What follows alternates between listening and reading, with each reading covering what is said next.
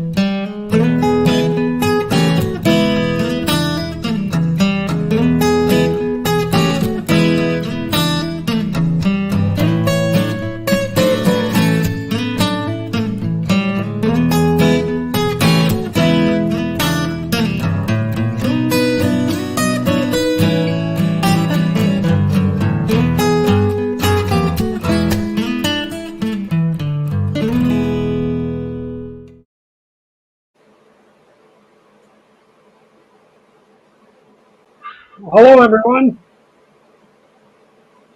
Hope you can hear me. Yes, no. Hopefully, I'll be joined by a couple other people here. And we're going to give away some prizes. And hopefully, have some fun. So, let's get this one up. There we go. Loud and clear. All right. I'm going to try and fix my rail fan cam. I'm going to introduce one of my co-hosts tonight and see if he's ready down there in the basement. And we'll bring him right up. There he is. Hey, how's it going? It's going good. How are you? You live streaming expert with the backdrops and everything.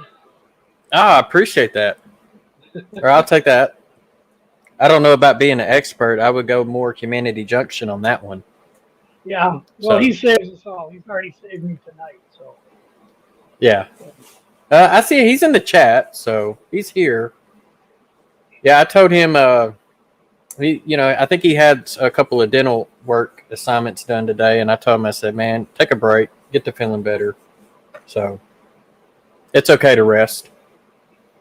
Well, I'm going to count on you right now for about 2 minutes while I go set up my rail fan cam. Can you entertain him with what you're doing and show him around your layout, and I'll be right back. Oh, Lord. So I guess I need to turn the lights on. Hold on a sec. So I don't have a mobile camera, so I'll just pick this one up. But for those who did not catch the live stream earlier today, oh, if I can get my camera to pull up. There we go. I've got some of the buildings put back on in front of the backdrop that I installed earlier.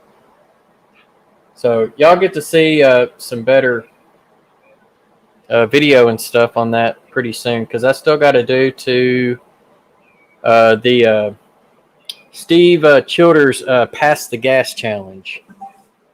So I haven't videoed that yet. So Nisi, I have officially abandoned the red room for the train room. And right now the train room is mostly white, but today I actually got to add some color to it. So can everyone hear me loud and clear? I know I got the AC unit going because it's hot. So just want to make sure everyone can hear me loud and clear as well.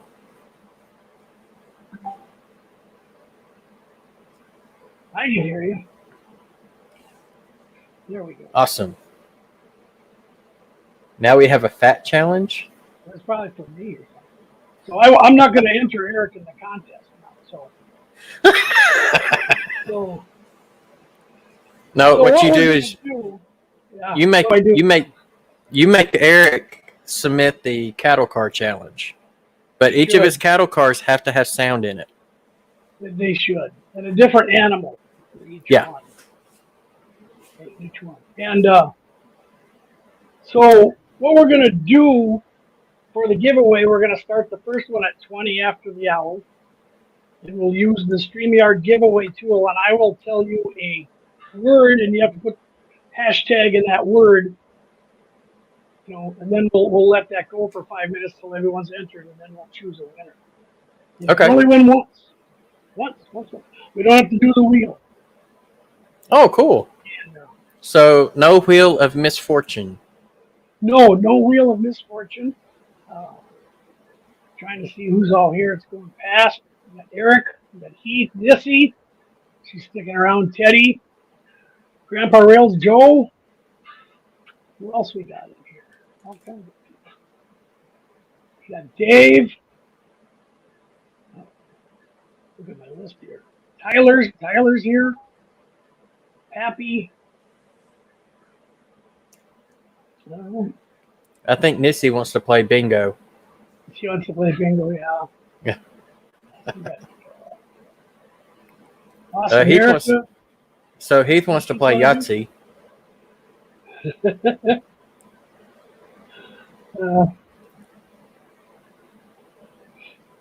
don't even know if I remember how to play Yahtzee. We got my crazy wife is here. Ken A. Hello, Ken. Wow, people are filing in.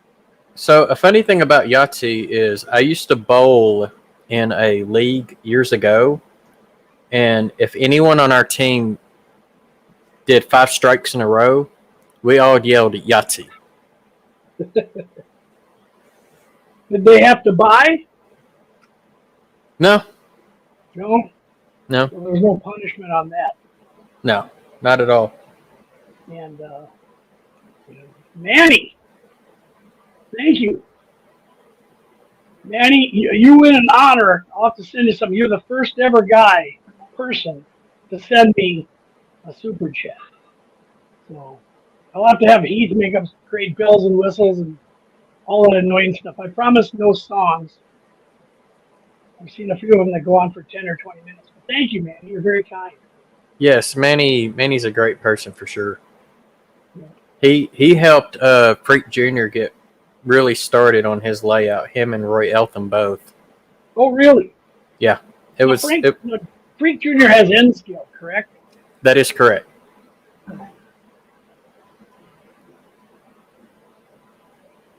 Hillbilly Railroad wants to play Twister. No. I'm out on that one. Yeah, he's the showstopper forbids Twister. You can't. We're not going to have that. But 5 strikes is a good thing. Yes, as long as it's not baseball. If you get 5 strikes in baseball, then I don't even know where to finish that comment. I don't either. Too long there.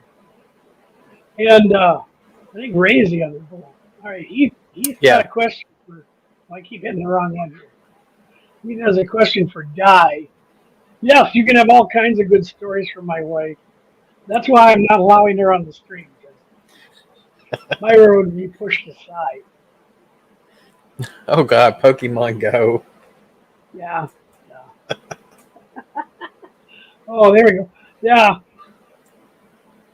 Um, oh, I see. I would be holding the spinner. So tonight we'll do a layout tour and show you around a request. I'll run a train up the main line and run one to the mines. I'll show you the dock. I've got a boat out. Um, anything else you guys have questions about the split rock mining? I've got another video that shows the early beginnings to where it is now. So I do have a question. Okay. What's the name of your boats? I have on paper probably 20 boats, and 10 of them have real boat names, like the Buckeye or the Ohio State. The other ones I name after family and friends. Okay. So I can name one after you and Freak Jr. and Heath and Missy and things like that. I only have one actual boat. I had a guy from the auction site make it. And that's a funny story because I asked him for anything but the Edmund Fitzgerald. Guess what he sent me? The Edmund Fitzgerald. The Edmund Fitzgerald, which is fine because I modeled 1969, so it's still got 6 years left to go before, Gordon Lightfoot can write about it. So. Right. That's what I was going to ask, if that was the boat you had. Yeah, that is the boat. You'll actually see it. It's over here. That's cool. It is cool. Maybe that should be one of the quizzes of what ship line owned the Fitzgerald and actually what company. So, but yeah, for my paper boats, I named them after because it doesn't matter. I just name them after friends. So I do see a question. Heath wants to know, how the heck did you get to 2,000 subscribers? A lot of bribery, shenanigans, a few other things I'm not proud of. I'm hoping Anthony Dodge wasn't videotaped, but I don't know. I think it's been like everybody says. I never set out to be 1 million subscribers. I just wanted to make stuff that I thought I would watch and others would watch. A lot of rail fanning, and once I met all of you in this YouTube live, everybody here has been an inspiration for me to make more videos, to do more how-tos, to do things like that. Yeah. Because I've usually turned my how-tos into articles. I always took pictures with my phone, but I've always made them into articles for NMRA magazine. People said, no, make a video. Why not? So I really don't know. I'm hoping, I think we all know the secret is to publish regularly. And Heath is right on the money where videos build your channel and live shows build your community. So Right. I never had a community until a couple months ago. No, I absolutely agree with that one because I haven't really gained any subscribers on any of my live streams.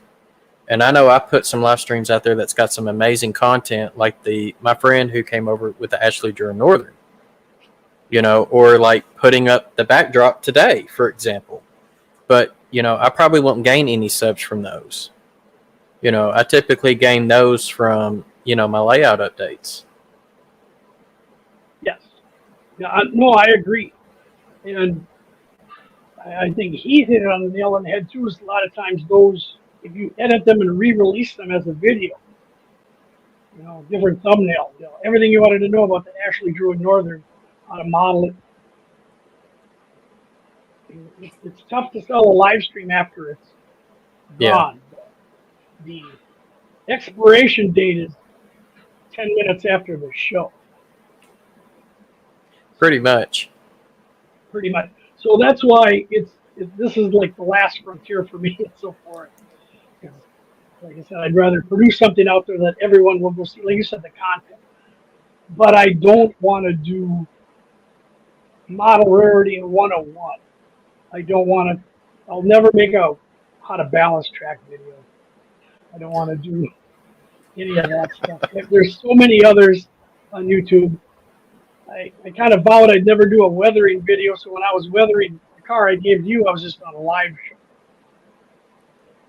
Because Well, I will tell you, like the scale track that you made, like I've never seen anyone make it, and I actually came across your post on Model Railroad or Hobbyist, and that's how I came across. And then I was like, I finally put two and two together. I was like, wait, that's the same guy. So I was like, that's why I reached out to you directly. Like, how did you do that? You know, because that was one of the things I was wanting to do. So that helps too, you know, not just being on YouTube, but being out in the other communities as well. And I'll tell you, like, I think I put one post out there, and with my crazy busy schedule, I just haven't had a chance to follow up on it or add on to it. Yeah, it is. People seem to go to the same places, and I've noticed.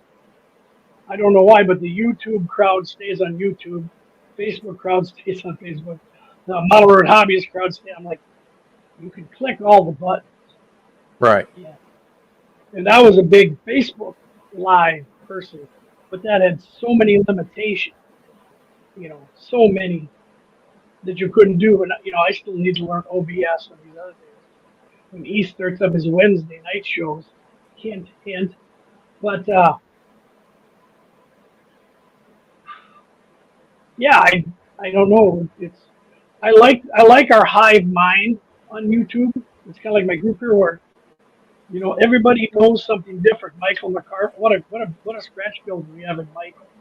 You know, what a knowledge base in foreign rails we have in Anthony. What you know, for you for these Arkansas short lines and the Cotton Belt that we can just pluck around the country. You know, we ask Roy, what's going on in San Diego? You know, Seaboard Airlines, we got Mason. You know, everybody else has their little. I kind of like the hive mind. Like, has anybody seen this? Yeah, I know about that. Right. So, link to the video on Scale Track. Okay.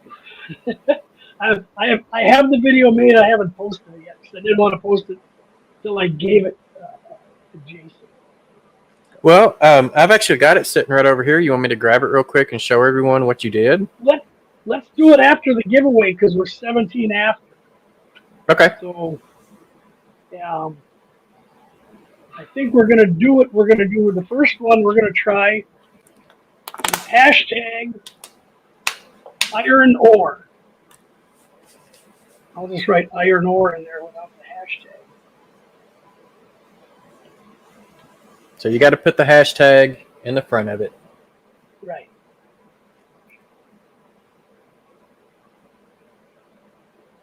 Now we're going to see the chat just blow really fast. All right. Let me screen share that.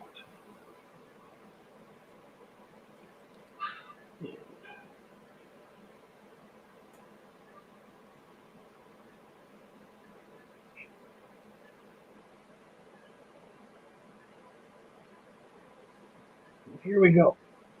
Let's see how many entries we get. I think you got more than 13.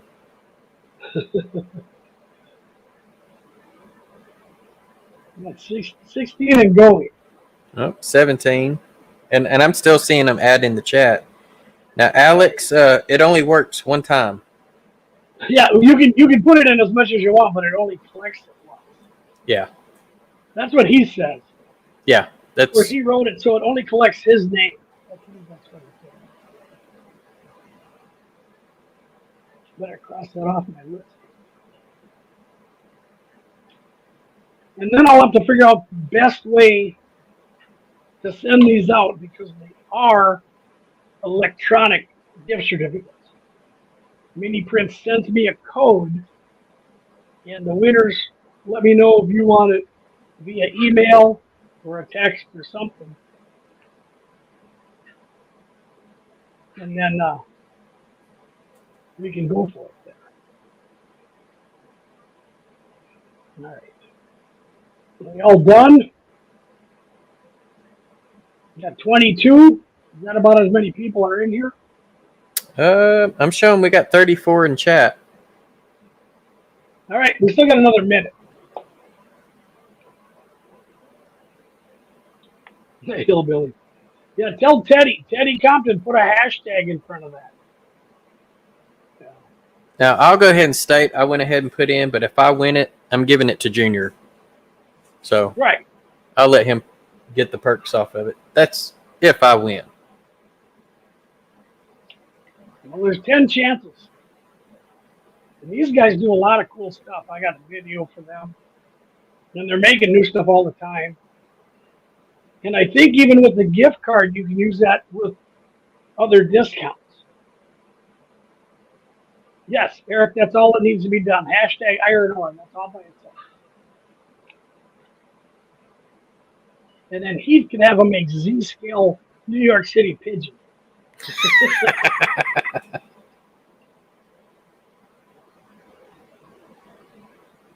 Right. Yep, and he did say that if he wins, he is keeping it for himself. He should. All right, I see 34 in chat, and I see 24 entered. Anybody else? Anybody not win? Vinny's here. Vinny's going to enter. Well, that'd be cool. And you'll have some in-scale figures. Yep, looks like Manny Fernandez entered. I saw Eric enter. Let's see, who else? Teddy. Inked Rails. Dwight Curley. Ken Amos Jr. Of course, Alex Adler. Sean McGee, Caboose 121, Pappy, Trigoglin, Tim D. Train Fan 120, Ron Moen, They Make It Like That, Grandpa Rails, Altic 6, Tony Ryan. So, and I'm sure there's more people trying to get in on it afterwards. Okay. Well, we'll have 9 more. So if you have to go, you have to go. And here we go. You can make a nice water. No. Poor guys. T-scale rats. Oh, no. Whew, T-scale, right. Man, that's small. I know. That would be just. That would be a spec. I think he should get G-scale rats to make New York. All right. I'll hit the button here.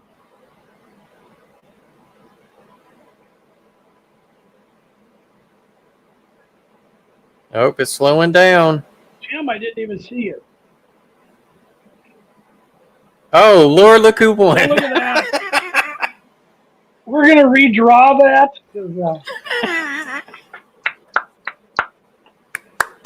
Wow. Wow. No wonder he wanted me to use this game instead of the wheel. I think he rigged it. No. Yeah, leave it to Heath to rig it. You should screenshot that because that's the only time winners by your name. Is that right, Heath? Come on. Well, here, I'll just do this right here. All right, I just took a photo of it. Oh, there's Roy. Yeah. Yeah, we mess with him. He always does this. Yeah, Artie is right. Osmerica Model Railroader, false draw. Yeah. Yeah, he's smart enough to rig. That's the fire comment. If he rigged it, it probably would start on fire. So. All righty. So, should we do a little rail fanning here? Sure. For the next one? And I'll run a train up to the top, and that should be there's cameras pointing to the ceiling here. Let me fix that.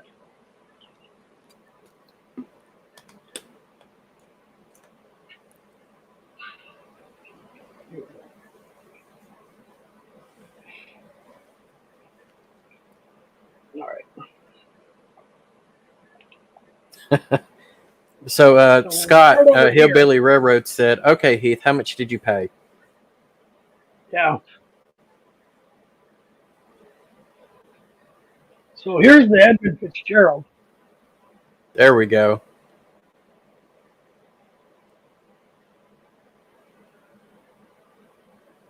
And that's my ore dock area. And a few little guys up there. We have 2 levers. One would lower the chutes, and the other one would pull up the pocket. You can see a little walkway down there to load it into the boat. That's cool. And then there's my paper boats that I used to put the pins in. And So Alex Adler says he wants the Edmund Fitzgerald. my gimbal's gonna come to life here. There we go. And Inked Rails wants to know how much Heath bribed me and you for him to win. I think my gimbal is giving up. Oh no! No. Let's go back to this. I think my gimbal is giving up the ghost here. Hang on a second. It only happens when visitors are here. So while you're working on that, I'll just kind of keep up with the chat.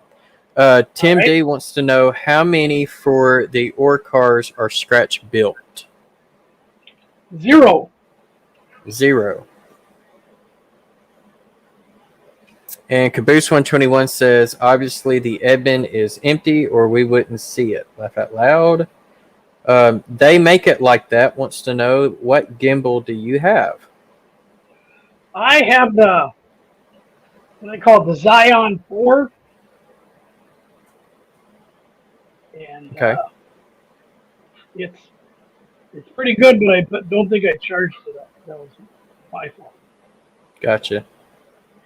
Eric, I am RROcom, wants to know why the chutes are different colors. I would assume it's just the way the model is built and has no purpose.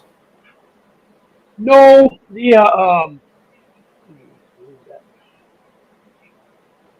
chutes are different colors because of the coloration. When they get repaired, they take them off. They're rusty. The numbers. If you look at a photo of any ore dock, you'll see that they're all these different colors. So That makes sense. you keep up with chat. Cousin Vinny wants to know, is that the Walder's ore dock kit? Yes, that is 2 of them. Holy It's smokes. only 2 tracks wide. But that's just 2 of them, which is enough for me. That's 36 chutes. This is a stretch office. So one of the kits come with 18 chutes? Correct. Okay. And Alex Adler wants to know where he can get that boat. There is a person on eBay, I'll find the link, but he makes them all out of wood. He makes all kinds of, what do you call them? The Lake Superior Great Lakes shipping boats. That's so cool. Yeah. My material yard, and then this is the town of Agate Bay.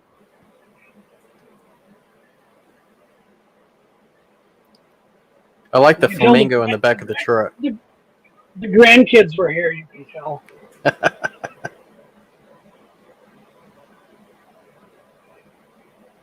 Moe's. Yeah. Moe's is the 60s nightclub. Grocery stores. That station wagon almost looks like the one off of Vacation. It might be. Fairly close. There's a downtown deco build. All right, so Inked Rails wants to know, how long did it take you to build that ore dock? True story is, it was built. I got it in a trade, but I had to rebuild it. And you'll see in a video I'll run in a bit that I just had a paper mock-up. This is about the 4th one I've made. But a guy owed me a whole bunch of money, so he gave me his ore dock, and then I rebuilt it with new pulleys, new grabs, I added all the details to it. So does it actually operate, or is it just... No. Okay, so it's in a fixed position. Right, and you can add that to make the chutes go down to the boat. If I had a boat with open hatches, I'd simulate that. So, but yeah, it's a lot of fun. I'm building. I wonder why there's a forklift on there. I'm going to kit bash that into a machine they call the Trapper, Yeah. and that drives along the ore cars. It turns the crank and makes them dump. Oh, cool. That dumps the ore out. So the guys who drive along there, or So I've actually seen videos on YouTube of them actually loading boats, with the ore trains. It's really interesting to watch.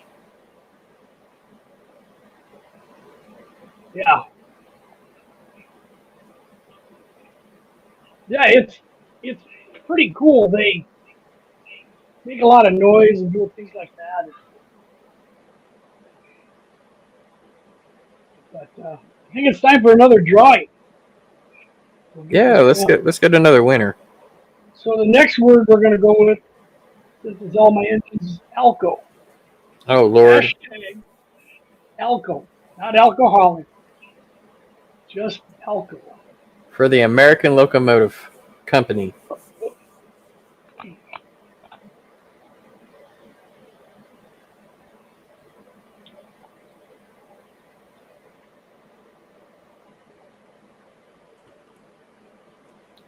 And I'm going to scroll back up on the chat. But Inkdrill said, oh my gosh, what did I get myself into? My next layout will have 6 ore dock kits combined into one.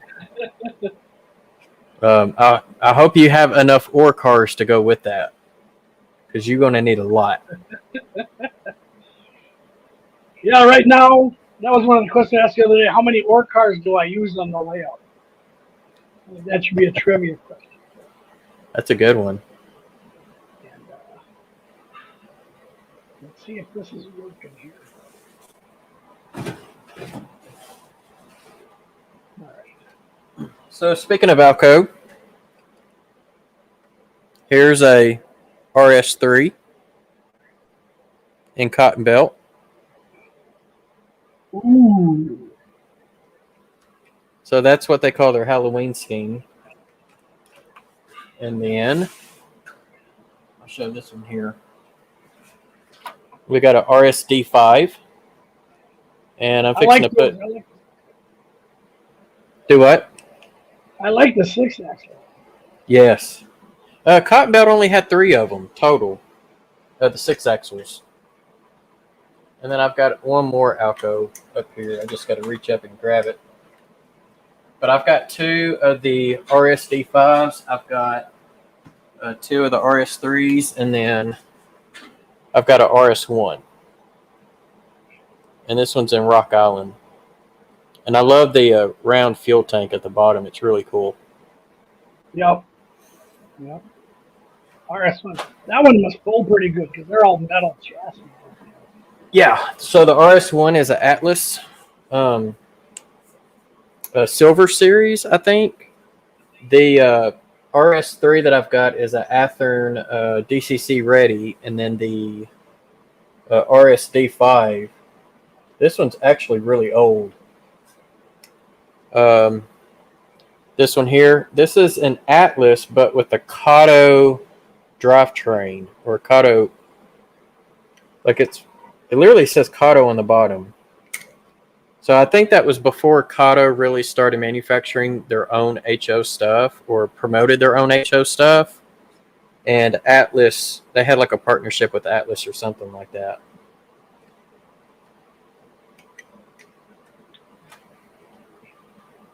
But those are my Alcos. Nice. All right, so I got 27 entries. Everybody in? Everybody in? Got hashtag Alco on there? And it looks like we had some more people pop up. We've got Steve 87th PSAP here. Shay Inscale popped in. Let's see, who else? Velocity in Stereo has popped in. Let's see. I think that might be it. Oh, Sue the Milwaukee Road is here as well. And I'm not seeing anybody else, so I think those are the only ones that popped in. All right.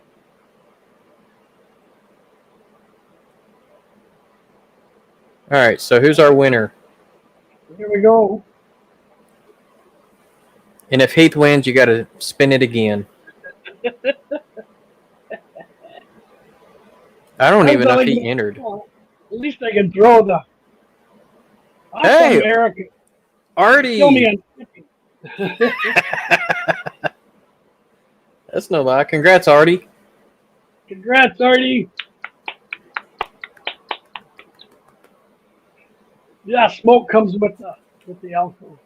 It's mandatory.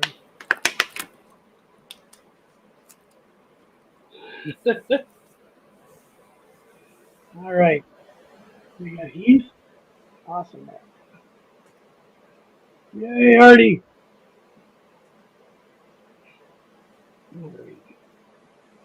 That's awesome. It is. It is. So, all right. So should we go rail fanning a little bit? I'm down for whatever. All right.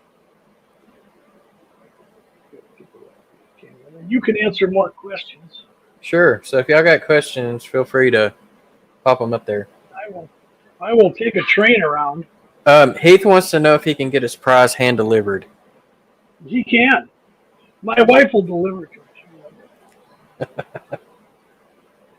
So does my locomotives have DCC sound? Right now, out of the 5, well, technically I've got 6 Alcos. I have a S3. The S3 has MRC sound that will eventually get replaced with Tsunami 2. It sounds horrible. But I bought it that way, only gave $60 at a train show for it. And the seller had no clue there was sound in it. So, I mean, hey, can't beat that one. The Alco RS1, the Rock Island unit, I recently put Tsunami 2 in it not too long ago. And then the other 4 cotton belt units, I'm going to be installing Tsunami 2 in it. So, they make it like that wants to know, why didn't I win that draw? That's a good question. Tim wants me to put graffiti on some of my stuff. I think it's too early for that. What year? 1969. So it would just be some chalk. Yeah, it'd be chalk graffiti. It wouldn't be anything colorful. So all right.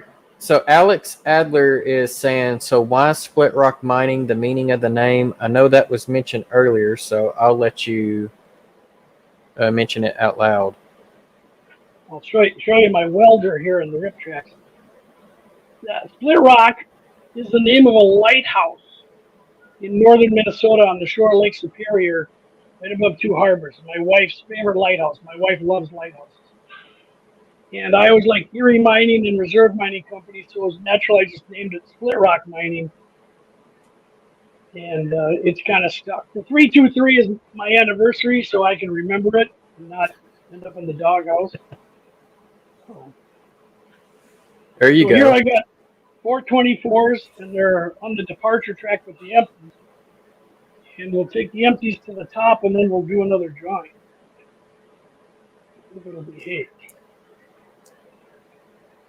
So number 3200, is that a RSD15, the alligator? That is an RS32. 42. Okay. 32. Yep. I'm really original with my numbering schemes. So there's an RS27. And you can see the C424s are numbered 424 and 425. Those are RS36s. Oh, okay. Here's my little shadow box detector. You'll hear the train go by this. And so, yeah, I have a simple numbering scheme, kind of like what the Northern Pacific had. Breaks the issue here. Yeah, that's pretty cool.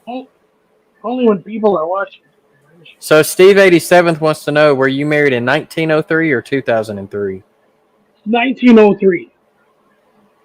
There you go, Steve. That's how old I am. Eric wants to know, what submarine projects do you have sitting behind the black skirt? All of them. And Sean McGee wants to know, where did you get that welding simulator from? I knew someone would ask. So that is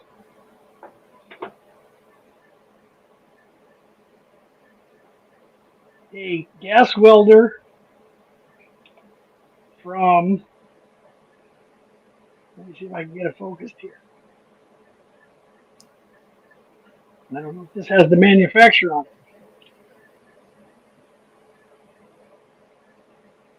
I don't think it's an N8064B. I think I bought it at a train show. It doesn't have even a name on it. What's the name right there on that? Looks like engineering or something. Yeah, that might be it. Oh, and yeah. Right there. Looks like Oh, on engineering. the engine, yeah.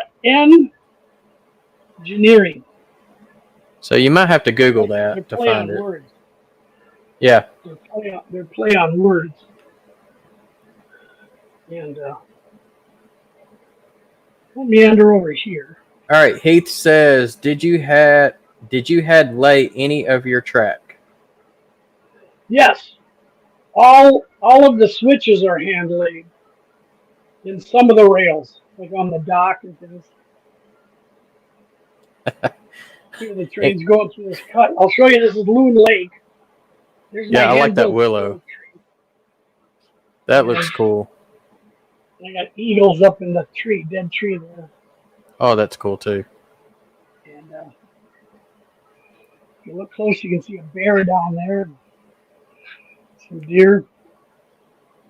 Inked Rail says, last night my new videos took forever to upload, so I blamed Heath. That's Can a we good blame one. Heath for everything? Oh, absolutely. And John Schuylkill River Valley, who's always good about posting websites in the chat, has put the website for engineering.com up there. Attaboy, John. So if you are wanting that welder, which I might be hitting that up later, definitely check that site out because that looked pretty cool. Eric wants to know, so do you all live in the same state and operate together, or are you like me and Ron Marsh, friends for distance and just talk about operations? Are you talking about the podcast, Eric? The podcast, most of us live in the Twin Cities.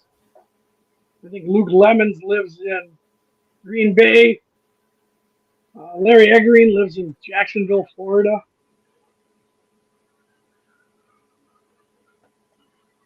And I'll show you this here as he stops. On my layout, I have a Bigfoot. And my rule is if anybody can find it, they can move them. So I always leave it out. And then, like, after an op session, if people found it, I don't even know where he is. But I got the fire tower, and there's actually a guy in there. I think it's Ranger Gord from the Red Green Show. There you go. And then here you can kind of see in the woods a former narrow gauge layout. Oh, that's narrow cool. gauge logging line hidden back in there. So, see, now you're going to have to look out for a narrow gauge locomotive that's like in really bad shape. right. Just to put on there. Yeah, so like it's an abandoned locomotive too. That's just a rust bucket. Yeah. I found this photo on the net of the Split Rock Lumber Company. Oh, cool. A little class. So I kind of put that right by it. Now that wasn't a Shay. That was what, a Heisler? Heisler or Climax. Yeah. Goofy. I'm sure the logging crew will understand this. Heath wants to know, do you run any non-split rock locos on your layout, or is everything split rock on your layout? I have 2 Elko demonstrators. And right now I have also 2 Duluth, Mesabi, and Iron Range engines I've leased. Here's my yard. That talking you heard was my detector. That's actually yaks at the trains. That's so cool. So he's coming in the top there. That hill in the back, I'll show you a couple things on that later. This is what I call the frog pond. And then Heath also wants to know, how many trees do you have? I'm gonna have Heath come over and count him when he collects his gift certificate. There you go, Heath. Let's see here. Now, if you look, see if I can zoom in. There's actually frogs on the lily pad. You can get Shapeways make HO skill frogs, and you can find it here. So Nancy and the Spirit of Colorado Railroad second try has popped on in here. So welcome, Nancy. Welcome, Nancy. Turtles on that log. And we got Mystic Southern Railway. So we got another John in the house. Yay! John number 7. All right. And I'm not seeing any other questions. So let's have a drawing. And Eric said, cool frogs. I have frogs in my turnouts too. Yeah. I have frogs in my pond, frogs in my Turnouts. Okay. Let's see if I can get the tool to work again here. Oh, God. Hate you keep asking questions like that. You're going to be ended up counting them. I think he's going to get something from my wife he wants. All right, the next one. What we're going to do is red alcohol. Oh, mini prints. That's what it is.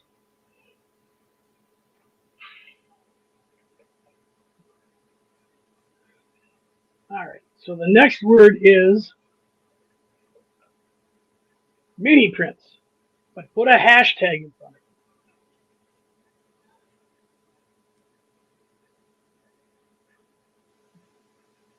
it. I saw somebody ask if I had a steel mill. No, I don't model the steel mill portion.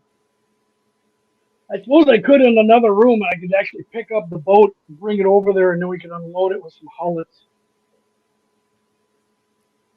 That would be interesting. Steel mill modelers are quite on their own. That's pretty intense. Let's see here. I just saw a question pop up. All right. Dwight Curley. Is it DC or DCC? DCC. I have Digitrax. I use Wi-Fi throttles with their LNWI. I have a proto throttle, but I haven't adjusted it enough to use it. And I have what Jason has, all soundtracks, sound decoders, there's iPhone speakers, and current keepers, stuff them all in there. So I try and keep everything the same. But yeah, DCC, I like my Digitrax. I know how to work it. I know that there's probably better systems out there, but I believe that people buy the system that their friends buy, and that's what kind of happened in the Twin Cities area. Was everybody had a Digitrax, so we'd go get that because we had someone to ask questions of. Let's see. Tony Ryan wants to know, any chance of you switching to N-Scale anytime soon? No, because of these. So O scale or S scale has a chance. Like I said, if I tore this all down, I would probably, model something completely different. I talked to Jason about this. Probably O scale or S scale or some Southern Pacific. I think I've done all I can with iron ore for now. So, yeah, my wife. Yeah, I come up to eat and sleep basically. Yeah. Eric wants to know, have you thought about painting one of the little orbs half white and half red? No. my operators have enough problems with the 5 colors. I suppose I could make a Pokeball when I should do that for the grandkids, Eric. So I like that. I like that. There you go. That'd be cool. The Steel Mill series, the first time building them, I knew, good luck. If I would suggest joining the Steel Mill modelers, I would suggest talking to a few of those guys, joining the SIG, get the extra parts. They will help you. DJ's Trains, I think, does a lot of good aerial footage of the steel mills over in Pennsylvania, drone footage. So, the most disliked task of my model railroading career. All right, let me answer that. I think everybody's entered though, correct? I think so. All right. So let's maybe post it on there one more time, and then as soon as you answer it, we'll do the draw. Okay. Because I think I saw a couple of people pop in. So do mini print. Yep. With a hashtag. And I'll see if I can bring this up. Then I have a question for Heath. Oh, 29. Yeah, we're getting more. Yeah. Okay, Jay, you remember the steel mill models. Okay, that's the place to start. You know, that is the stuff. William, the most disliked task of my model railroading career, bench work and electronics. I should show you under my layout, you'd laugh, but I'm a very poor model railroad electrician. So it's not, that's my Achilles heel, along with this, videos and things. So, and see, I'm the exact opposite. you like electronics and all that? Yeah, I mean, as far as my wiring and stuff, man, I can get it all nice and neat, easy to troubleshoot. Scenery is my Achilles heel. So, but, I'm still learning. Scenery is layers. I have learned and learned and learned. It's layers. And we pile it on there. All right, so runs well for being your weakness. Yeah, thank you, William. He's been here to operate, I think, once. We'll have to get him over some more. So he's not lying. Yeah, my wife throwing me under the bus. So, so let's draw. Here we go. Now, if he wins again, we are tossing him out. Oh, absolutely. I've got moderators. Ron Moen. Way to go, Ron. Congrats, Ron.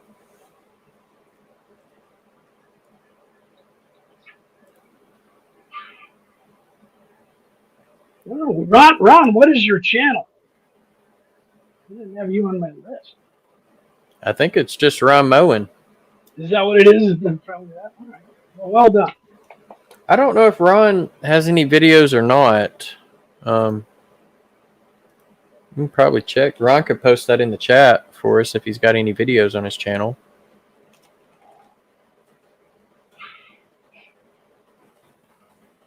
And we'll stop that. And maybe we'll do that to catch up. We'll go again.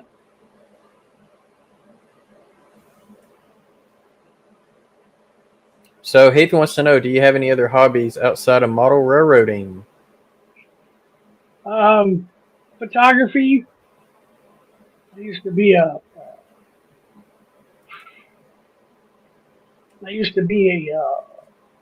avid bicycle rider. Do all kinds of things like that.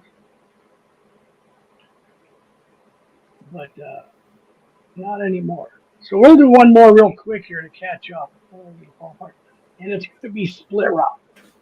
So hashtag split rock.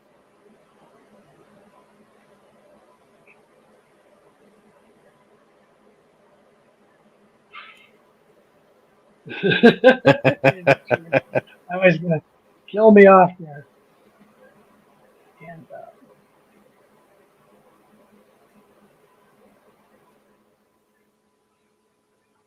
we'll do that. Then I'll show a little video just so you can see the scenery of what it used to look like. You know.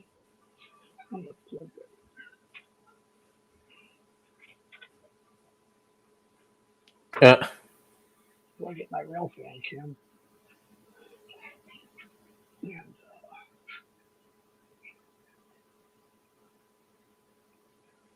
Eric's saying autocorrect keeps changing it to Split Rock 323. I suppose it does. Yeah. Can't That's win right, twice. Roy. Yeah. Roy's keeping track. Yeah, I've got a Word document up with the 3 winners. Very good.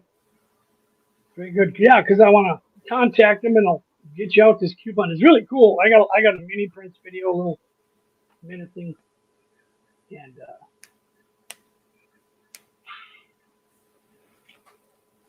It shows you got 43 people in here and yeah. only 28 entries.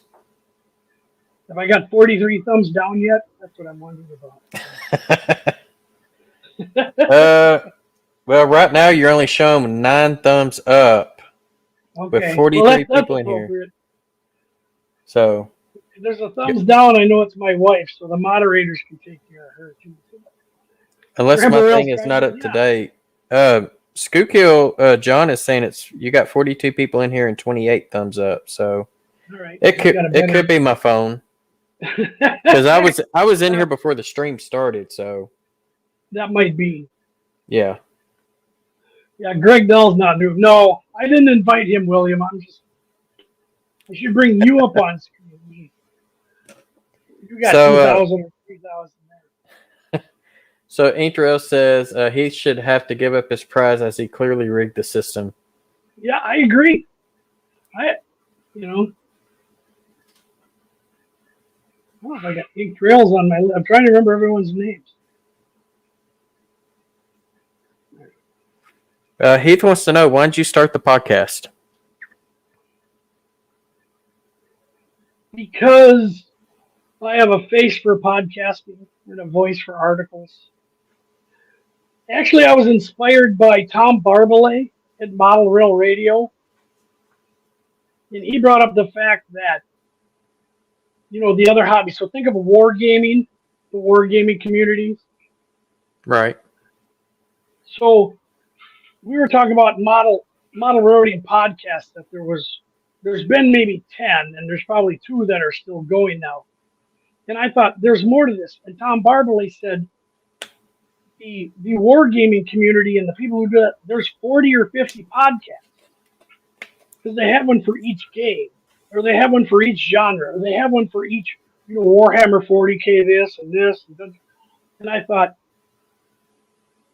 podcasts are wide open. It's the wild, wild west. You pretty much have to mark them if they're not safe for work or they're fine. That's all there is. Right. And I think there was a lot of stories and a lot of good chat and a lot of good ideas that to get out there.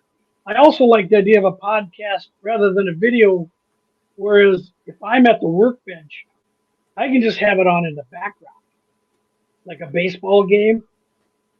And the podcast me and my friends try and create is like this. It would be a bunch of us sitting around at a fire pit or at a layout after having a beverage.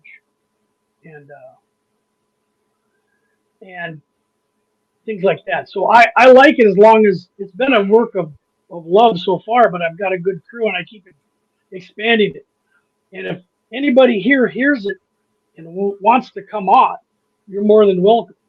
We just pick a model railroading topic and discuss it, such as scenery.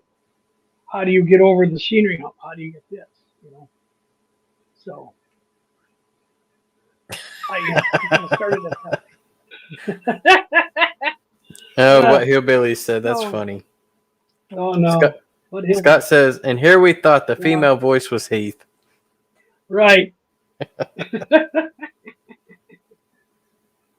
Yeah. He says he's the backup. So. Yeah. All right, do we got everybody entered? I would think so. I haven't seen anybody else pop in. Here we go. All right, we're going for it. So this is number 4. Yep, number 4. Oh, just saw your name go by. Yep. Sean Mcgee. Sean Mcgee.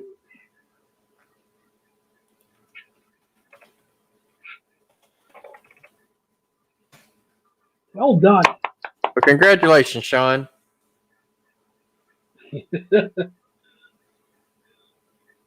What time do you usually do the podcast? We record on Zoom in the evenings. You know, it's usually everybody's home.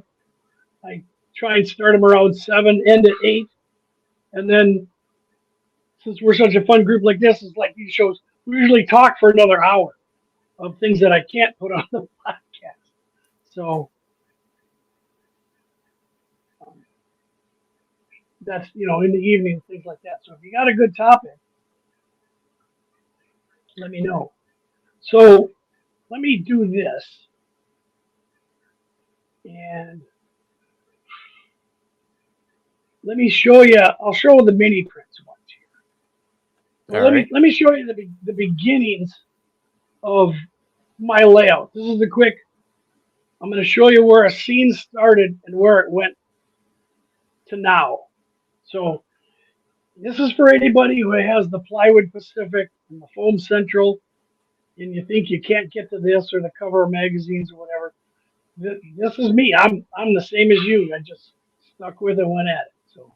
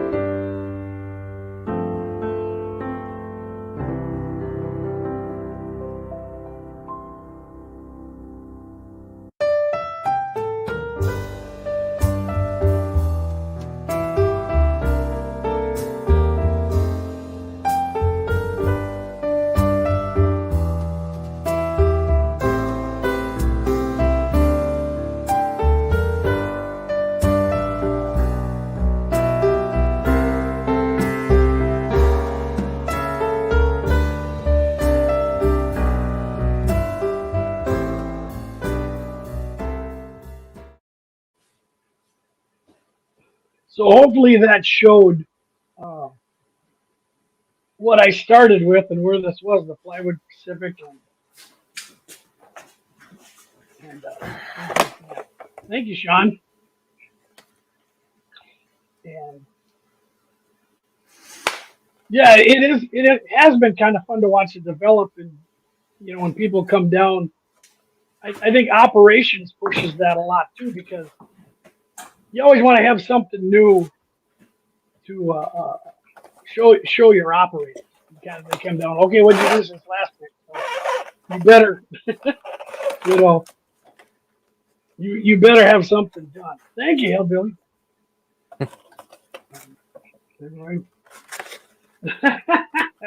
No, yeah, what Di wants to say is that this used to be a one-car garage, and we added on to the house, and so we walled it in. Behind me was a garage door, and I said, "Can I have that room?" And, James, I'll say goodbye. Good night, James. Yeah, when you never sleep. I learned to never sleep from two places: the Marine Corps and the railroad. So, did I have any goals when growing my channel? Not really.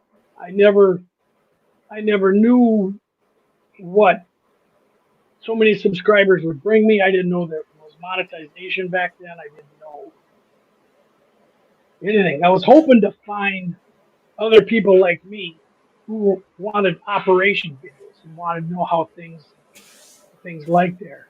And we have the hoorah, there he is. My old wrinkled buddy. Roger. Yeah.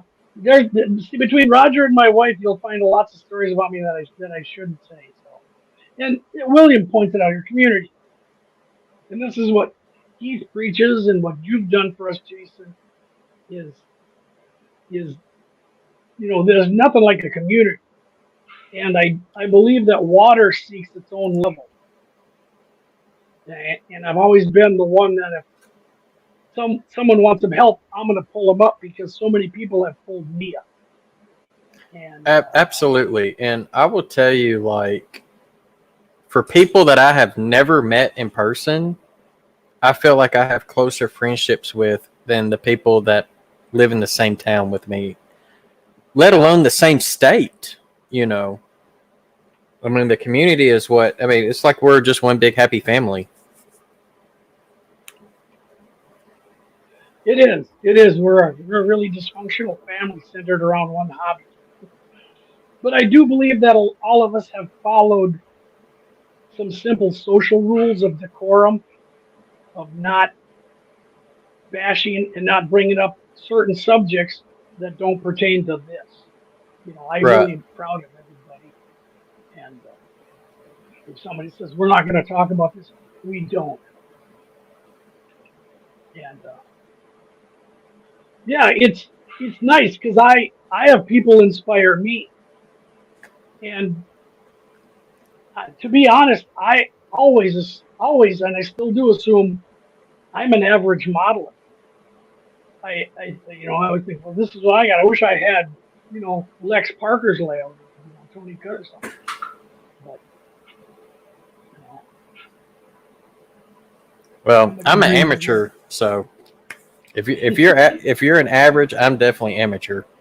I think we're all amateurs because we're not getting paid. If we were, we'd buy more trains. Yeah, and every family has a bunch of nuts. So, okay. Any other questions for the layout? Or you want to see something, and we'll have another drawing. Very kind, Tim. Thank you. Yeah, happy family. Yeah, that is a good Chinese dish. I like that.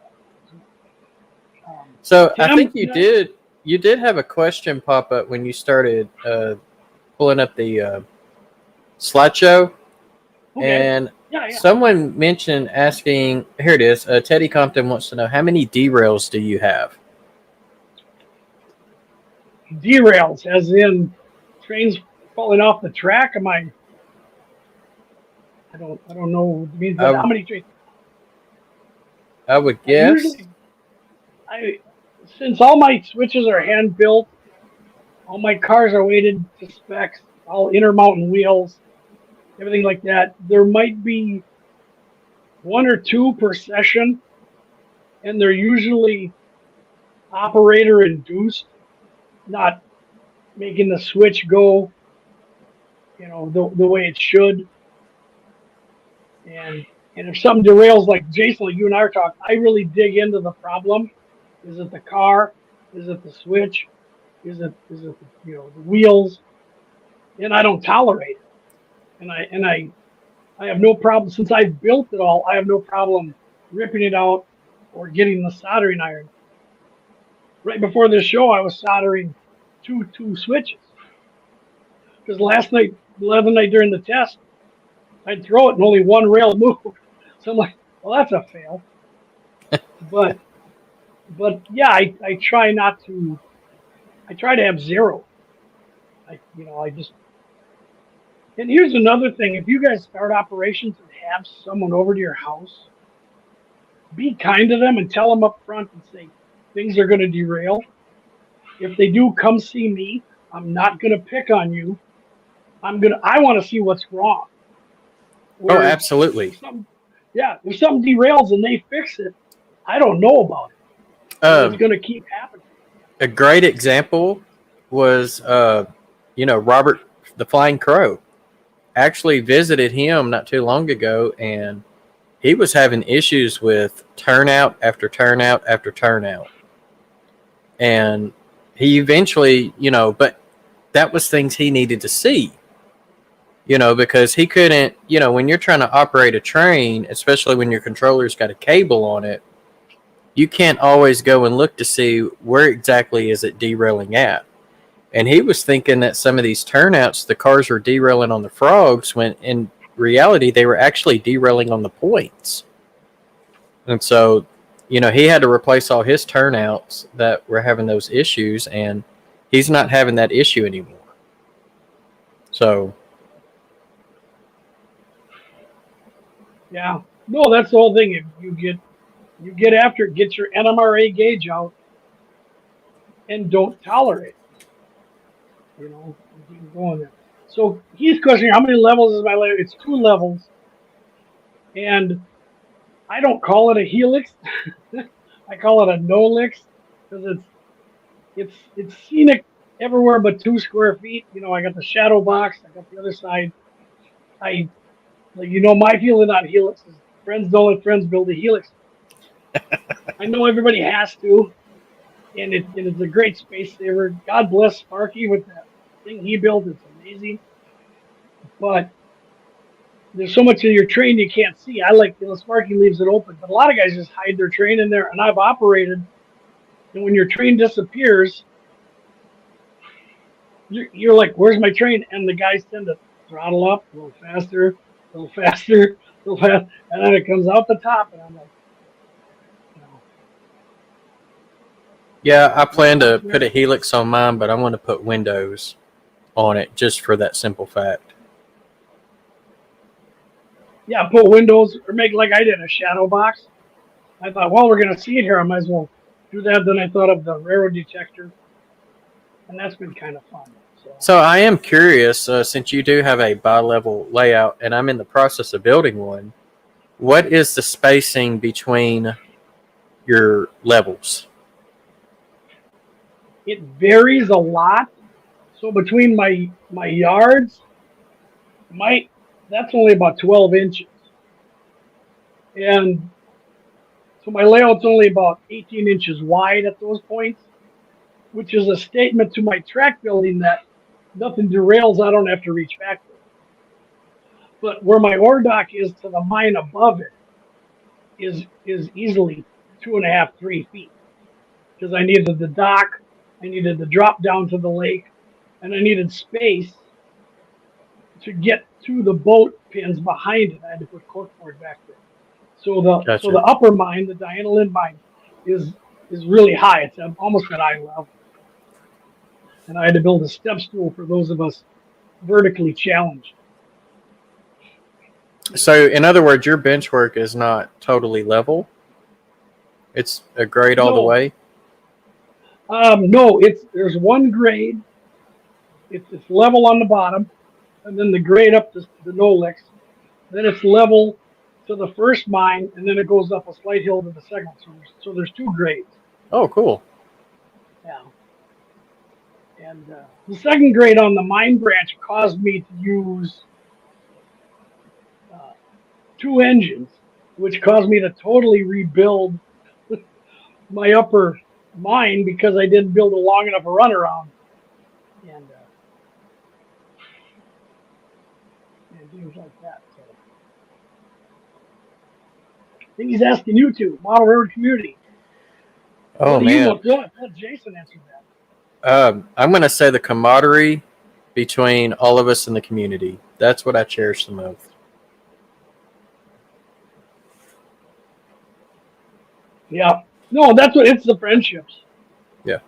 And that's the corny thing that I hear about the NMRA too. I was like, well, it's a lot of money. I don't get it out. And I've made friends for life out of it. The magazine, like I said, once again, I'm not going to pay that money to get an article on ballast. I'm gonna pay that so I can hang out with my friends. Oh, absolutely. And that's one of the reasons why I'm so looking forward to Sparky's meet and greet at Strasbourg next year. So looking forward to it. I think I'm the only guy here who doesn't know where Strasbourg is. I hear like Nick's trains talk about it. You guys park it. I'm like, I just smile and nod. I have I've never been there. I've never been. I would say the farthest northeast that I have been to would be Bristol, Tennessee. And so, being in central Arkansas, it's kind of like, I've been to the Atlantic Ocean once, and that was in Myrtle Beach, South Carolina. I'll take that back twice. Myrtle Beach and trying to think what the other town, Fort Lauderdale, Florida was the other location. So, but never been that far northeast. Well, you and I will go and be the odd guys out. I'll be the Midwesterner and drop all the don't you knows there, and then you can be the Southern guy, just up the accent. Y'all. All y'all. All y'all. I'm fixing to tell all y'all. I'll go, oh, geez, don't you know there? Oh, yeah, I'll sound like the guy from Fargo. I can drop into that. And then when everybody gets hungry, I'll just say, Jeet yet? Yeah. Jeet yet? No, I want to. Yeah, that's my answer, Dave. We're somewhere in Pennsylvania. And Roy's been to Rochester. Was that the Mayo Clinic, or did you have family there? I don't know. It's kind of tough. Well, I'll put out the word for the next one. Because we were giving away 5, right? Yeah, I think this one's going to be number 5. Right? The next word will be Ordoc. And Roy, I'm going to look for your name on there. I'm going to make sure Roy gets entered. He says he hasn't seen his name gone, but I think that's Heath. I think, And make sure you do it as one word. If you put a space in between or and doc, it won't work. No, one word. Yeah, one word. Jason's right. Uno word. All right, we do see that Roy has entered. Yay! All right, we're not cheating Roy out of this. He is suppressing him.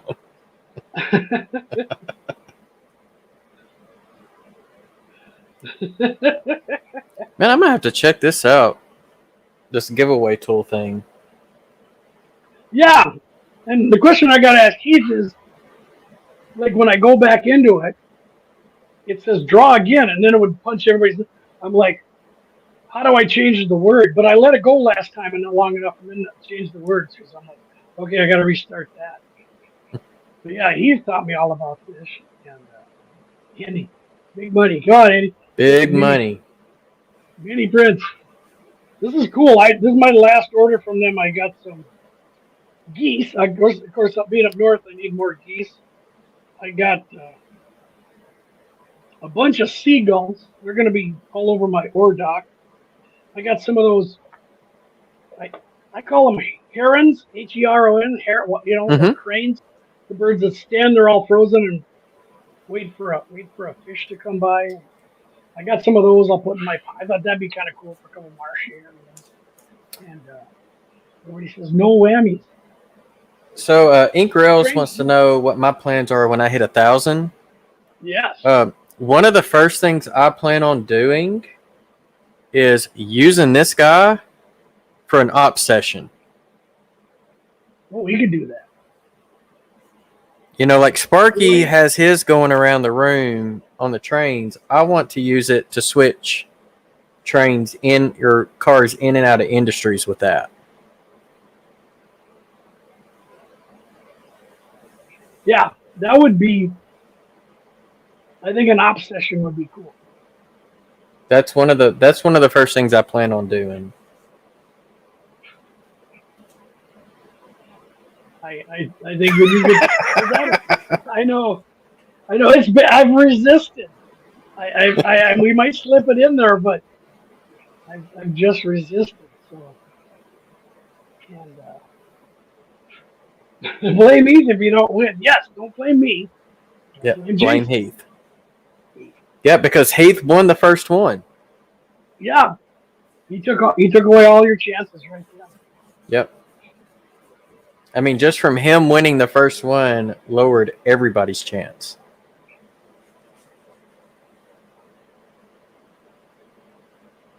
He took it right down. Jared Emerson says, "You betcha is another good one to use. You know, for us Minnesota types." Oh yeah. Oh yeah. Yeah. Oh, there it is. Yeah, you betcha. Yeah. Don't you know? Yeah, sure. Inked Real says, if he ever hits 1,000 subs, his first action will be to donate $1,000 to the Canadian Cancer Society. That would be nice. I don't have that kind of money I though. forgot to hit the start thing. Good thing he's already got 30 in there. How Hey, many? that's a good. Okay, here we go. We'll do the drawing, then we'll get to that number, which is layouts of shame. We got 30. We've got 36 in here, and we've had 4 winners. So I think a couple of people. Roy's jumping in again. So, He's making sure he's in there. making sure you better enter that a few more times. All right. Shay says, if I didn't have bad luck, I wouldn't have any luck at all. That's a good point. Isn't that a song? That's a song, isn't it? I don't know. He has a giveaway. Anthony's going to give away a Markland Ice 3 train, I heard. I think that was good. Or an Ice Cube train. Now, if he plans on giving away that tank train, he can keep it. Oh, look at Heath in there. Jumping in, trying to get. I tell you. There you go. If you win, Heath, I'm not going to protect you. All right, that's enough. You guys, we can stop. Think, Jason, we're good? I think we're good. All right, here we go. I saw mine in there, so.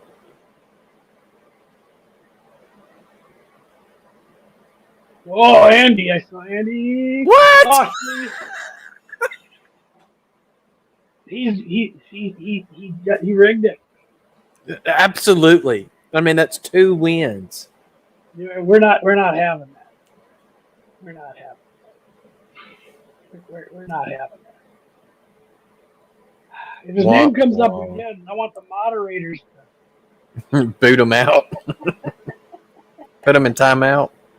Yeah, Jared. Jared Emerson. All right. Put him in timeout. Put him in timeout while he drops. Congratulations, Jared. Well done. That's awesome. And Roy saw his name this time. And Jared said, #blame Heath. Yeah, blame Heath. You definitely got to use it now since he's twice. I'm not sure. Jared Anderson. Okay. Is he here? I'm looking for Jared. I saw he just popped up on there a minute ago. All right, good. So let me do this, and we'll show the mini prints video. Then we'll get back to some questions or some rail fans. Yeah, because we got.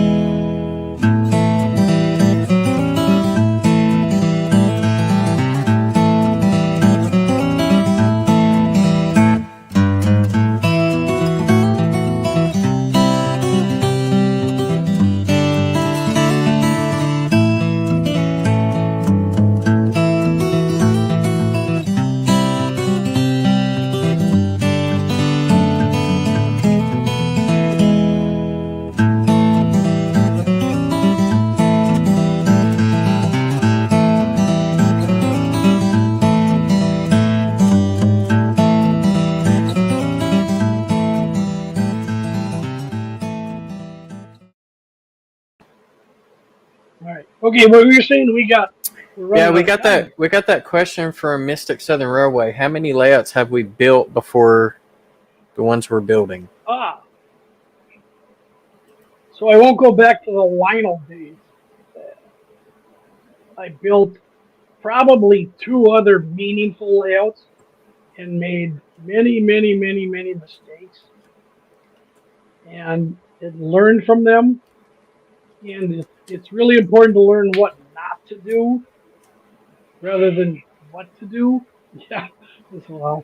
But yeah, I learned, and I think when I started building this one, the um, the biggest thing to me was I learned how to hand build switches before I did this because that was what was holding me back from having what I wanted, having the yards and having the turnouts and the curved turnouts and doing this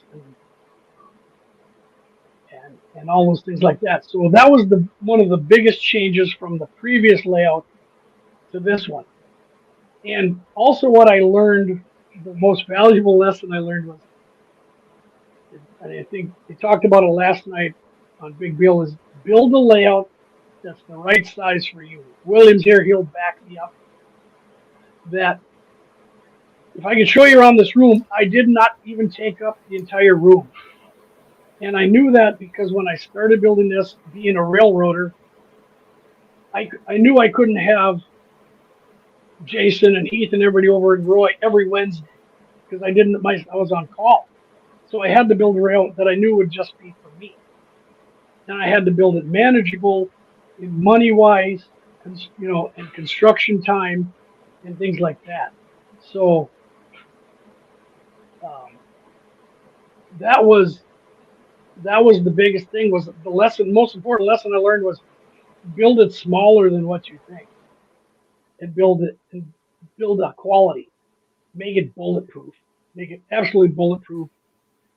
Follow NMR standards in your wiring and in your track, in your equipment, in your DCC and programming. Just that's what I learned because you get tired of things falling off the track and stalling and running aground.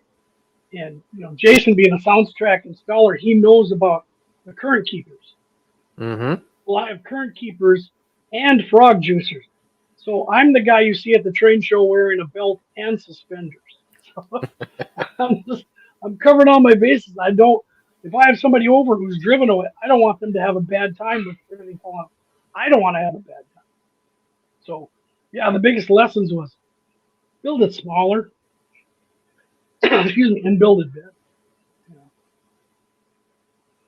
Well, for me, this is layout number 8. And the previous 7 layouts were all things that I have learned from. The first layout was a 4x8, and I used that lifelike snap track. It doesn't go in this way, but it kind of goes that way. And the joiners on it eventually wore out. And then I got talked into doing flex track, and I was taught how to use flex track and get away from, set track. So that way you could do a little more, what you wanted to do. And the next few layouts are pretty much never finished per se. It was just things like, I want to be able to do this, and then I get into it, and then I'm like, nah, I don't want to do that. I want to do this instead. And then the previous layout was my first layout that I ever was building multi-level, to do operations. And one of the big lessons that I've learned on that one is everybody tells you to start from the ground up, but when you're building multi-level, start from the top down. Because when you do the scenery and stuff on that bottom level, and then you're trying to do electronics on the top, you're going to break something. So, and that's why on this layout here, even though, like, to me, the yard is more important than everything else because the yard is what makes the railroad function. It's on the bottom level, and I'm having to start on the top. So it's kind of like, well, in order for me to do operations without that yard, I'm just going to have to run a local out of staging just for the time being and then run it back. So it'll give my operators something to do, even though there's really not, that yard classification thing that really makes it pop and go together. So he also asked, what was your takeaway from 8 layouts? So if you build 8 layouts, somebody came to you for advice, what's the one thing you would tell them?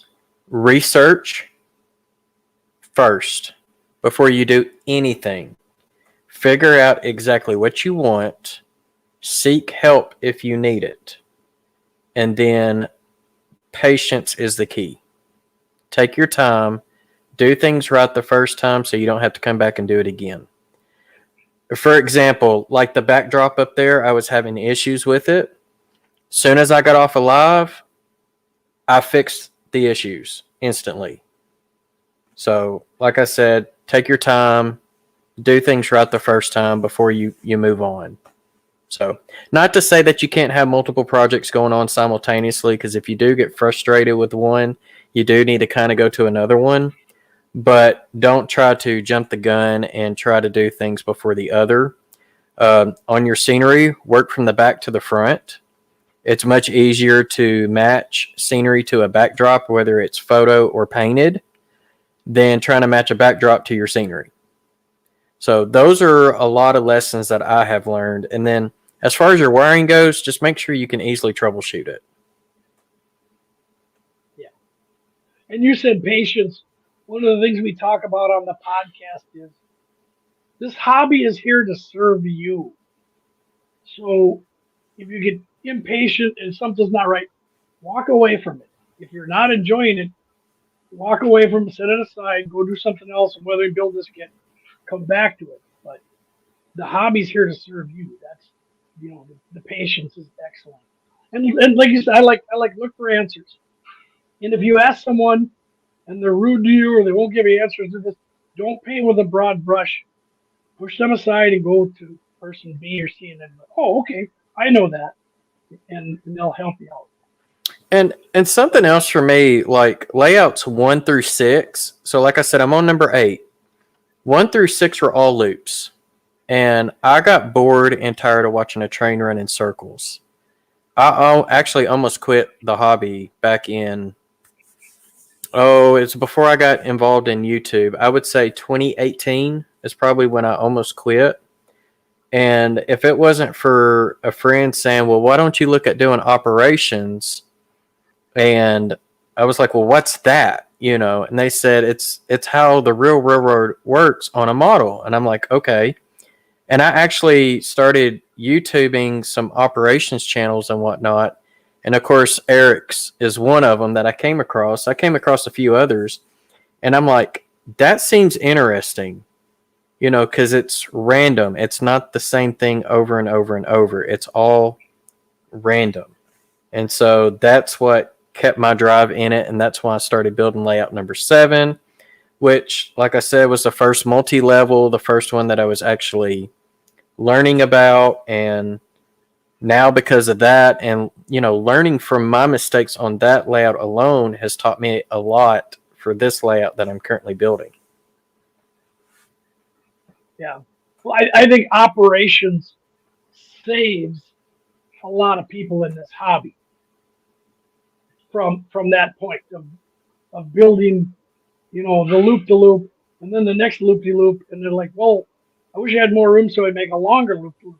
Like, that's here. Try this. Yeah, I went from a 4x8 to a 4x16 to using up half of a 20x20 garage.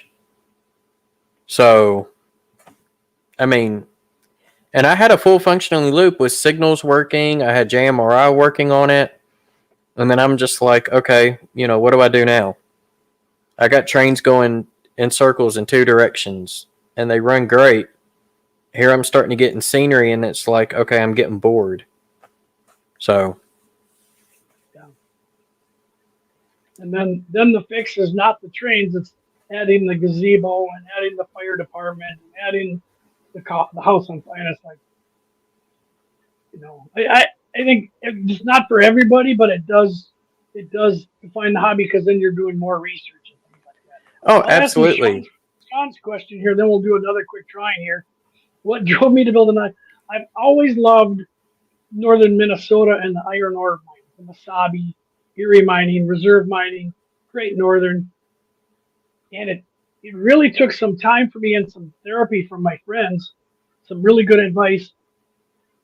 Do not make this like the Mesabi, an old steam line with other industries and a wood, a shingle factory and this and that, but just to make it a straight.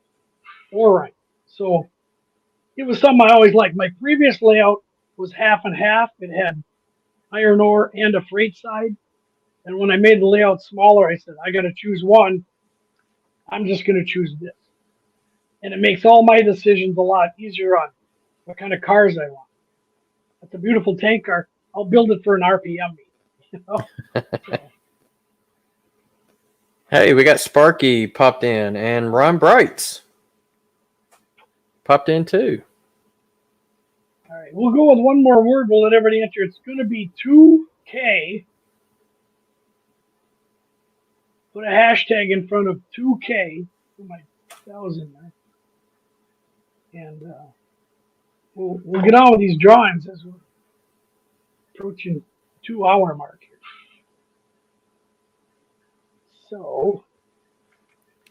So while everyone's putting that in, Inkrail says, what's the best advice you can give when it comes to scenery? I'm not a scenery guy, so you need to talk to that guy over there. But the advice that was given to me is work from the back to the front. Yeah. My advice is also something that I've just learned. And a lot of my scenery here is built, like you saw in that video, if anybody saw that, well, out of florist foam, the hard florist foam. We've got a video coming out for that too. And one of the things I learned on these big sections of scenery is I actually build them on my workbench. And I carve them out, I draw them out, get them to fit. Then I carve it out, cover them in. I use wallpaper or sheetrock spackle. You use plaster Paris, sculpt mold, paint it, put on the static grass, put on the ground, everything but the trees. Then I put it in place, and then I fill in on the bottom so you can't see it. Okay. You see that one thing on that whole hill, I've learned to make it on my workbench because, like you said, Jason, you want to build the top. I can't reach back there and get static grass 5 feet away. So, my senior advice is make something that it's not permanent. My trees all have pins, hot glued on them, and they're just stuck in. If I got to move them, I move them. And also work in layers. Like I said, I've got paint. I got the grass. I've got the static grass. I got the taller static grass. I got the super trees bushes. I got the super trees, and I've got the loop toe and pine trees. And if you go out and look at the ground, the plants go from grass to knee high to here to the trees. So.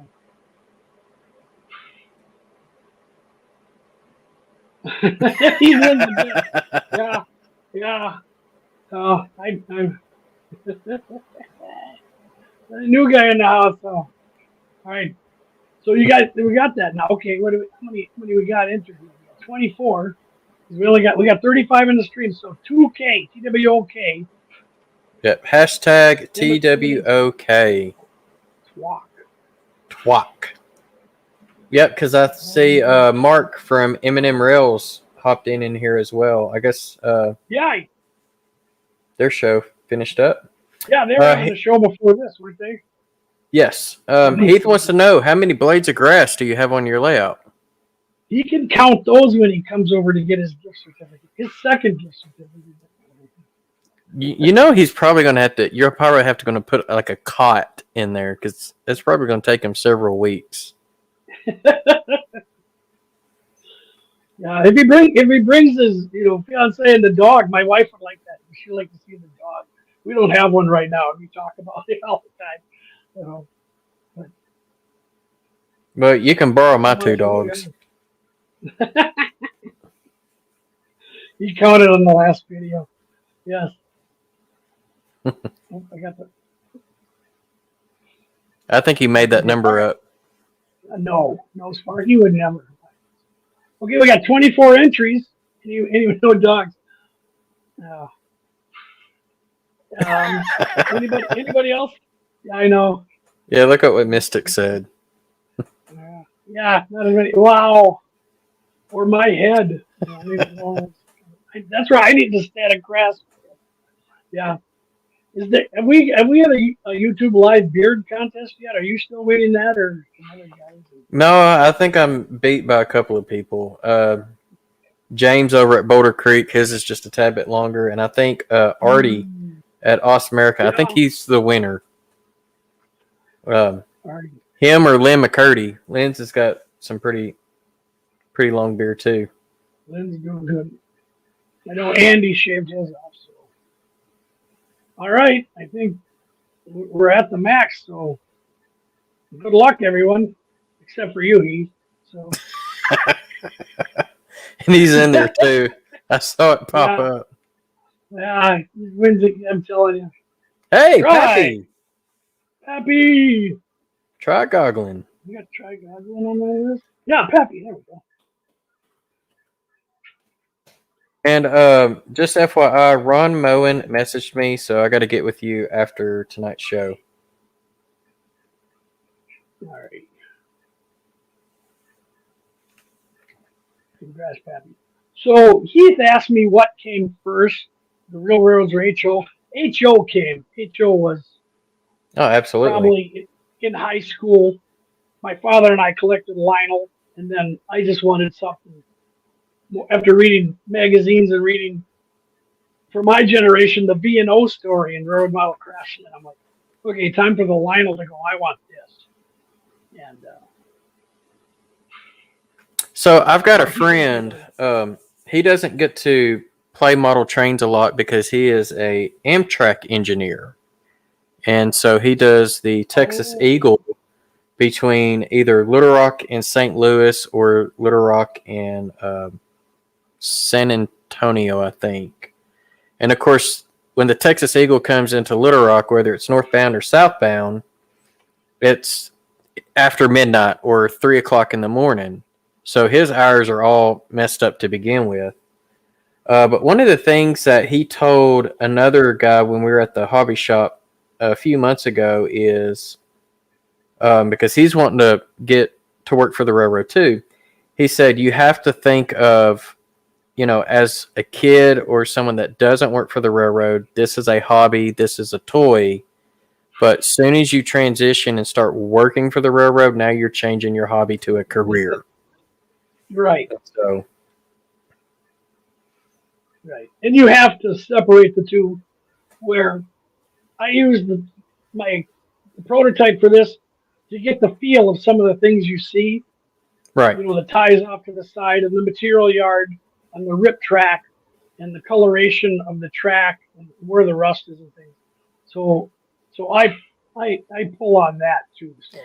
Well, and something else like, and I don't know, I mean, I know you work for Union Pacific, and I don't know how they are up in your neck of the woods, but like down here, before 9/11, anybody could go and just sit close to the yard and watch them hump a train, or, right.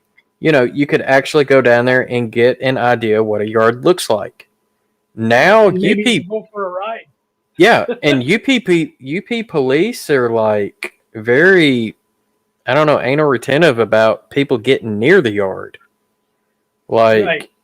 If you're they'll stop you and question you, like, what are you doing here? Well, they don't care. They don't care if you're a modeler or not. No. And a lot of that's changed too with what they carry. The railroads carrying higher values if you have containers. And so where I work, we've just started double stack traffic probably within the last 3 months. So we have one Union Pacific officer for like 3 states. You have to figure the railroad police are all in Chicago, LA, Kansas City, Pine Bluff, things like that, where there's a lot of intermodal traffic, a lot of opportunities, but nothing like that. So, all right, the next giveaway, it's going to be hashtag NMRA. National Model Race is just NMRA. And but I'll answer prototype questions too. A lot of people ask me about this and this, but they try and apply it to the railroad. Like for what you're doing, Jason, if you're doing 1969, or in the 60s, I don't have an answer for you. Yeah. I can tell you what's happening from 2000 on, but you're going to have to read history book. I can tell you what they pretty much did, based on common sense and things like that. But well, the era that I'm more honing in on right now is 1960. So right. It even goes back even further. And, a lot of the, like they didn't have shelf couplers back then. So, you got to, and then of course, like the buffer car rules are all different. The different types of unit trains back then. Everything. It requires a lot of research for sure. And I mean, Yeah. if you model like the big railroads, there's good research sites out there that hone specific to your railroad. For like if for me, because I'm a Cotton Belt guy, Cotton Belt, Southern Pacific, and TNO or Texas and New Orleans. There's a website called sprailfan.net, and SP is spelled ESPEE, like it sound. And that's a wealth of knowledge all to its own as far as like the locomotive stock, the cabooses, and they even have like modeling information in there too. Like if you're wanting to model something specific, it'll tell you like what manufacturer actually produced something. And I'm sure a lot of the other big railroads like Conrail, B&O, Seaboard Airline, I'm sure there's good websites out there for research. And that's, what I was saying earlier, that's where you got to start is research. Which is fun. I like research as part of the fun, I like finding a car to model. I'll take a picture of a prototype that I want to model for prototype modelers meet. And then my first thing is research is what kind of car is it? Right. Who made it? ACF, PCF? Okay, now I know it's an ACF 50-foot plug door. Okay, does anybody make one of those models? Then I start thinking that. And I'm like, okay, well, they make this in the slot. Okay, then I know what parts I got to get. Well, does anyone make the decals? And I like all that, Well, and then if you're doing operations, now you got to add on to that element. What did this car transport? Yeah. Don't you ask me why would they have this car? And then you find out they're specifically built to haul beer or appliances, or car parts. Right. You're thinking of an 86 foot box car. You're like, well, what can they put in that besides pillows? And it was a lot of car fenders and headlights and things like that. So it's pretty easy here. All right, we got our usual 24. Should we spin her? Yeah, go Anyone for else? Hashtag NMRA. And then I got a question. All right, here we go. If Heath wins again, remember we're getting out the pitchforks and torches. it. Go find the guillotine. Dave NSF in scale. How about that? Congrats, Dave. Congrats, Dave. Mini prints for you. Yeah. Well done, Dave. So, Jason, did you write that down? Yes, I did. Do you have the names of the winners? Give them to me here because I think I'm missing one. I got Heath, of course. You got Heath. You got Artie. That's Osmerica. You got Ron Moen, Sean Mcgee, Jared Emerson, Pappy, which is Trigoglin, and now Dave BNSF in scale. So that's 7. So that's only 7. Okay. Yep. So you got 3 more. Okay. Well, let's get on with it. Let's give some of these away, and I'll set this up because then we can always chat after. So the next word is going to be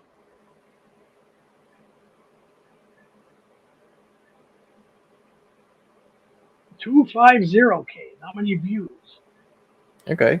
Hashtag 250K.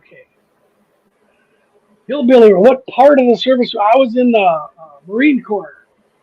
I was crazy to do that. So, and I was a military policeman in the air wing. I was in the So, support group with us and MPs and everything else.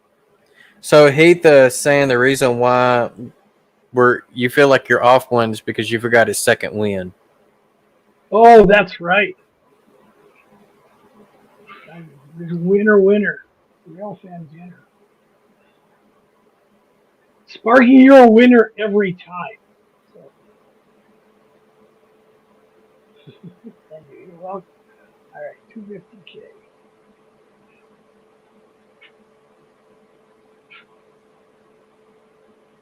Should have somebody log in for Nisa. She's not here. She wanted to win. I think Yeah, we she had the was here wheel. earlier. Yeah, I know, but it's kind of the midweek for everybody. All right, we got 35 in here. That's 28 minus 29. So it's I think we got everybody. It's only 26. Anybody not in? Going once.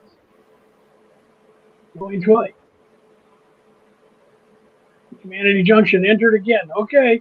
Pitchforks and torches. Easy, if you win, we're going to send a hurricane to. Wait, that's already. Yeah, I think I'd have just went through there. Yeah. All right. What you see is what you get. So this is number 8. Yes. He's going to win again. He will. Oh, Tony Ryan's in here. Hey, Tony. Steve 87. Hey, well done. The guy who comes to every live feed. Well done. 300K, Dave.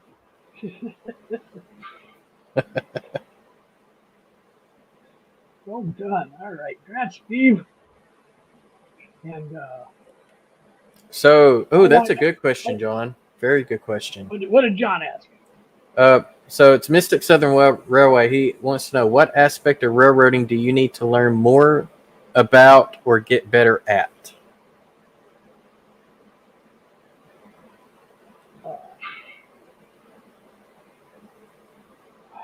Do I need to get better at? I'd like to get better at programming DCC. I'd like to be like Jason, be an installer. Like I said, once again, electronics is my Achilles heel. I have a couple of gurus on call. Now I've added Jason. So, yeah, I would really like to fine tune my motive power and the sounds and the lighting and everything down to that. So that would be mine right now. Me, scenery. Yeah. Straight up scenery.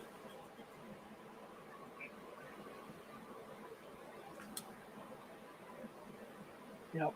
The blame Heath. So we'll trade off. You teach me. See, that's why you and I are the yin and yang, Jason. You're gonna help me with the coders. I'm gonna give you a scenery video. Yeah. We'll do 9 next, and 10 we'll do blame Heath. So save that. Have that one in your pocket. Just blame Heath. So the next one will be operate. Okay. Hashtag operate.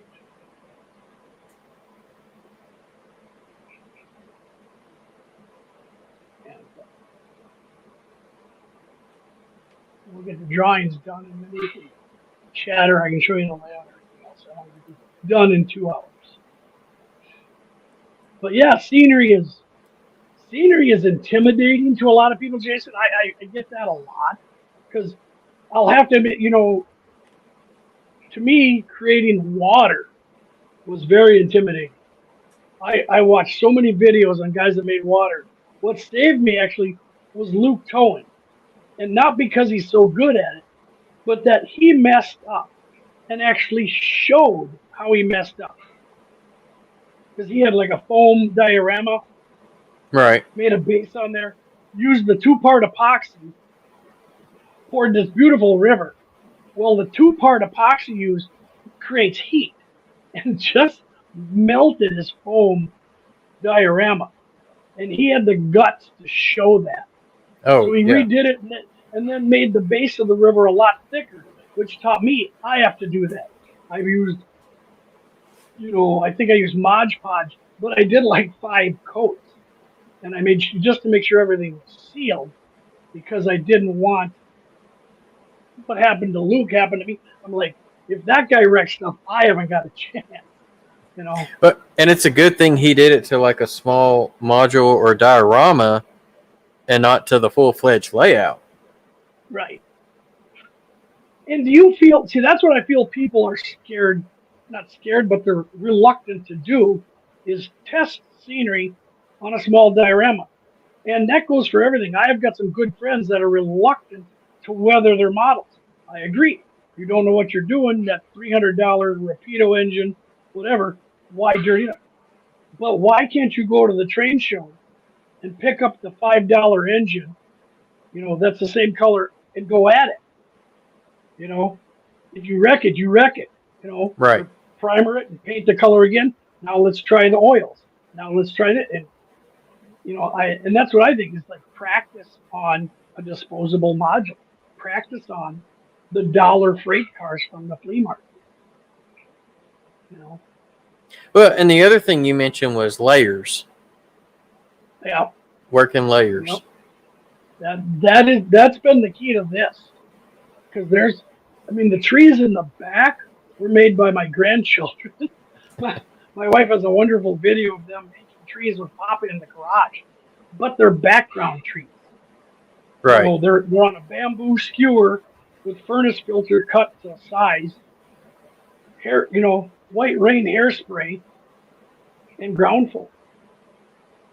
And they're good for 3 feet away. So yeah, Jared's right.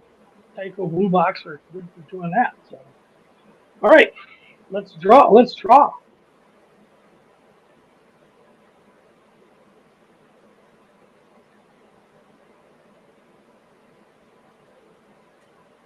All right. Winner, winner, chicken dinner. Oh, no.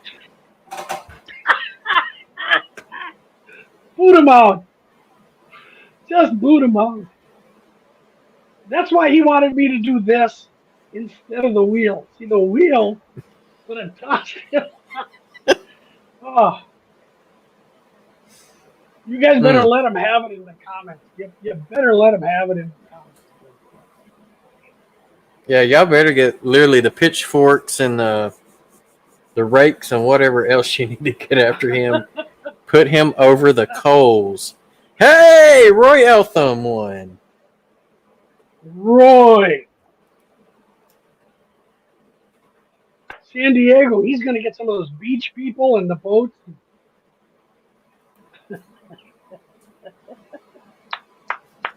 No, I'm agreeing with what Creepy 013 said. It's rigged. It's rigged. Yeah. Great Divide's getting Rudy Giuliani out.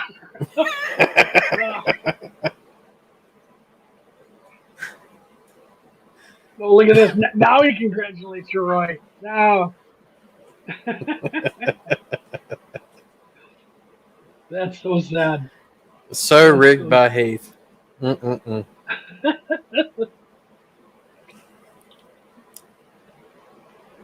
All right. That's insane.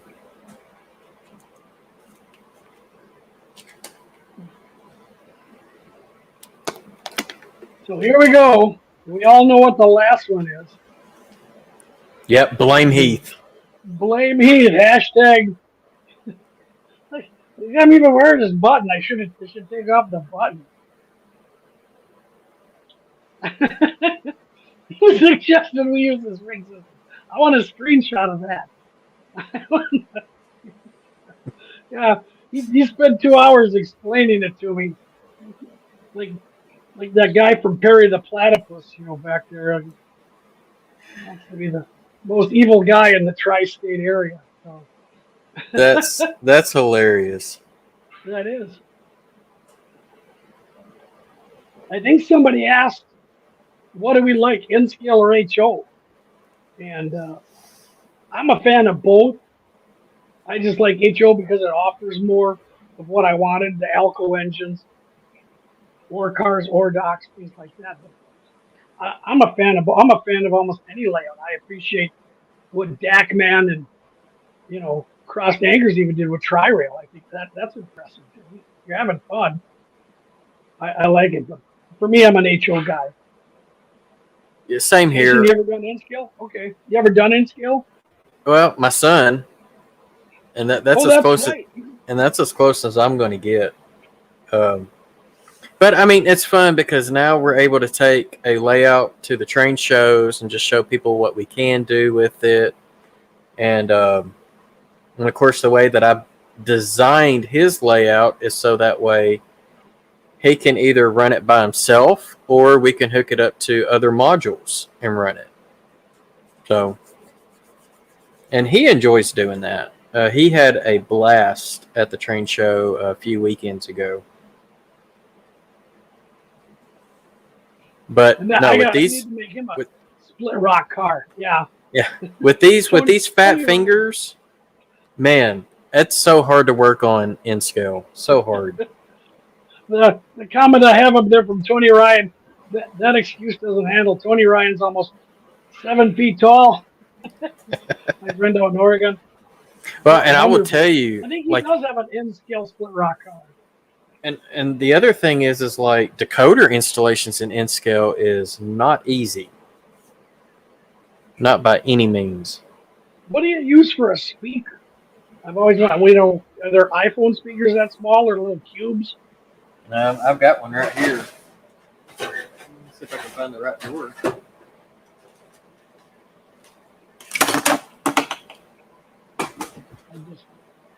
That's if I don't knock stuff over first. All right. So typically, this is what I put in my HOs, and I'll put 2 of these in there. So this is the mini cube. Oh, here we go. That might look better. So, and it's in a baffle, right? So this is their newest one. It's called the Mini Cube 3, and it comes with a multi-baffle. But that's the speaker, and look how flat. So, I mean, they're very, very small. So the Mini Cube is a 12 millimeter by 16 millimeter, and it's 11.3 millimeters deep. The Mini Cube 3 is a 12 by 5.5 by 3. So 3 millimeters thick. That's little. Very little. That is. I do like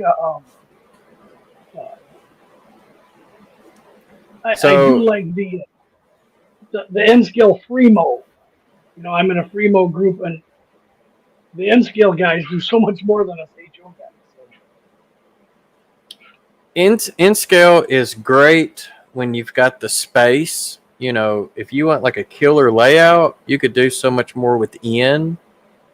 But you got to realize that, as things are smaller, sometimes it's not as easy to accomplish what you want to.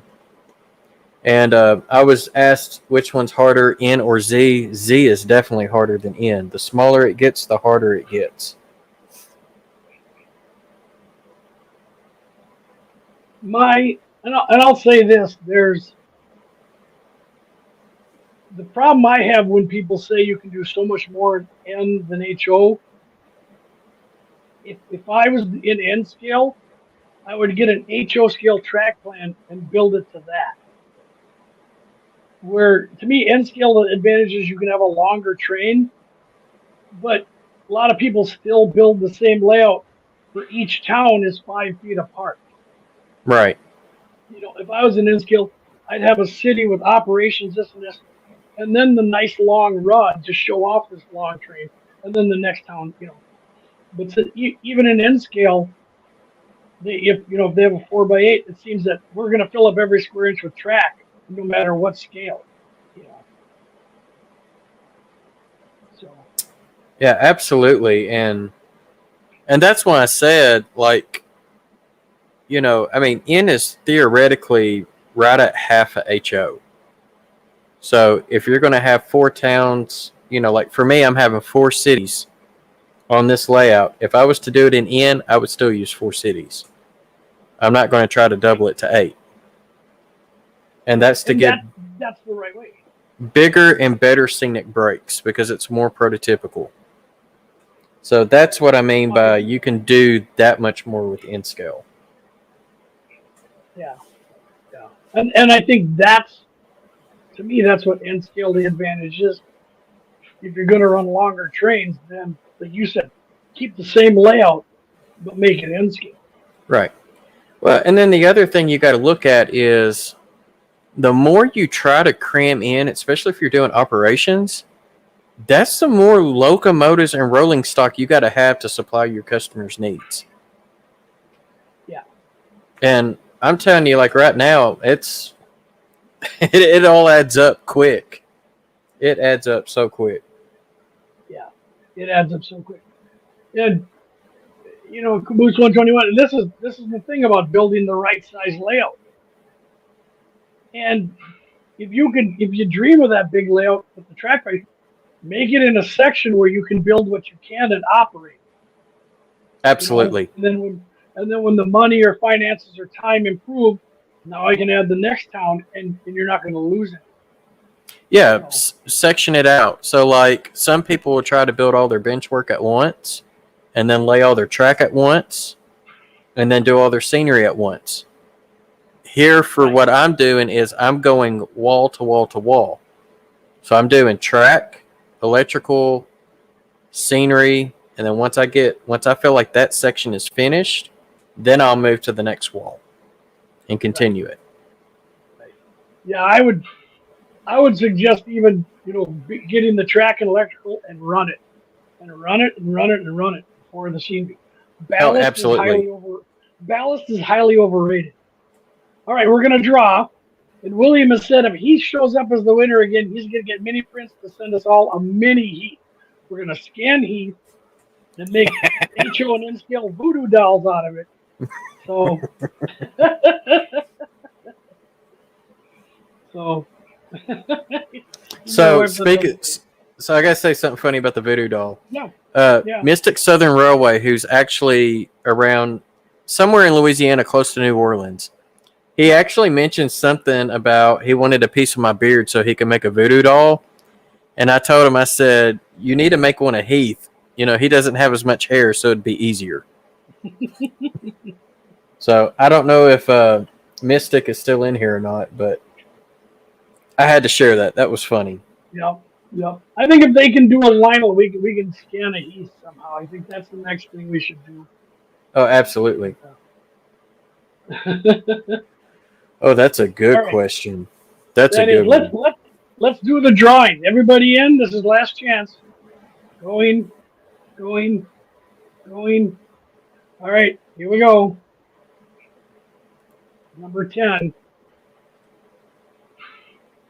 The last chance to win.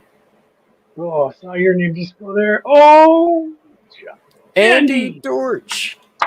Andy. Who's on his 5th or 6th layout? Well done, Andy. All right. Wisconsin. Is that 10? That's 10. And blame Heath. Well done, Andy. Yeah, if the first winner didn't give it away. Yeah. How did he win 3 times? He's the guy that told me to do this too. So. Yeah, because you were preparing to do the Wheel of Misfortune. Yeah, that wheel was cool. Yeah. That eliminated that because once you're done, oh, it's rigged. You only won 3 times. And congratulations on all the winners. Yeah, thanks guys. Thanks guys for playing. Thank you. Somebody asked what offers the most. I think HO. I don't know what part of the model rotary market HO controls. I think it's 70 to 80%. I mean, that's a real good question. I want to say O scale offers a lot as well, probably more than HO, but the cost, that's why you don't see a lot of people.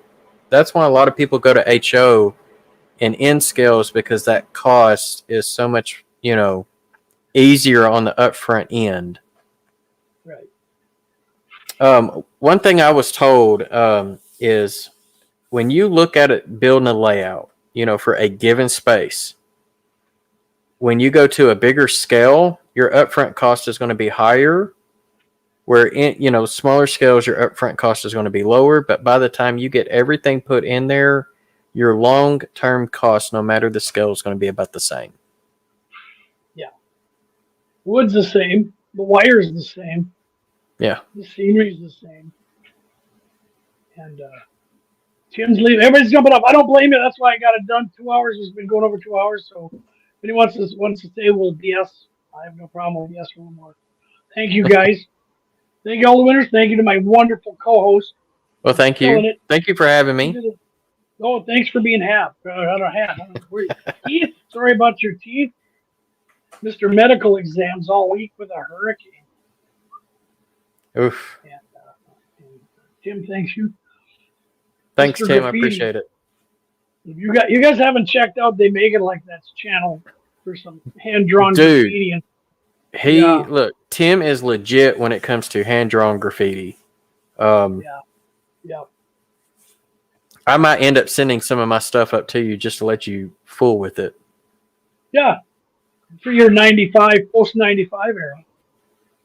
All right, yeah. Keith is offering up a challenge here. So if you know anybody in New York City, we can send over there. Where's Big Bill at? Ain't he close? Yeah, he's got big paws. Sean, thank you, everybody. See if I can get a hold of you guys, or you guys get a hold of me. I will. You guys want my email? I don't care. I'll put it on here. Well, I've had a couple of people that was in here earlier that's messaged me. Okay. So I'll get with you on that after the show. Okay. Because I'll know how to get a hold of Andy. Roy, probably. So, question, did you want me to show off this awesome scale track that you made? Yeah, go ahead. You can show them off that or the car. Well, I got both of them, actually. So, this is still zip tied to the Masonite when he shipped it back. But, yeah. Tell me how cool this is. Let me move my microphone out of the way. There we go. So, for those who don't know, this is actually the scale would actually go in this little building here that's not there yet.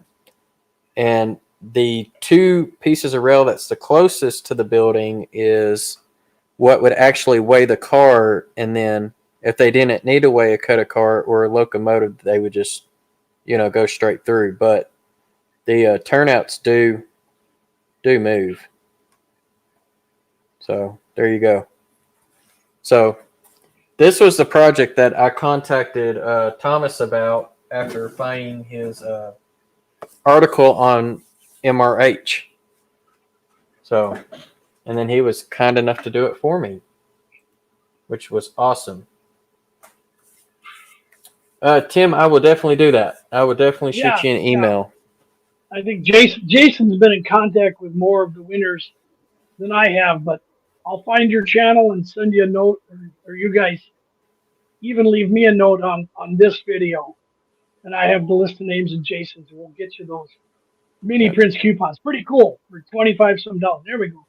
Look at that car, Split Rock Mining box car with a wheel spit. Thanks, Roy.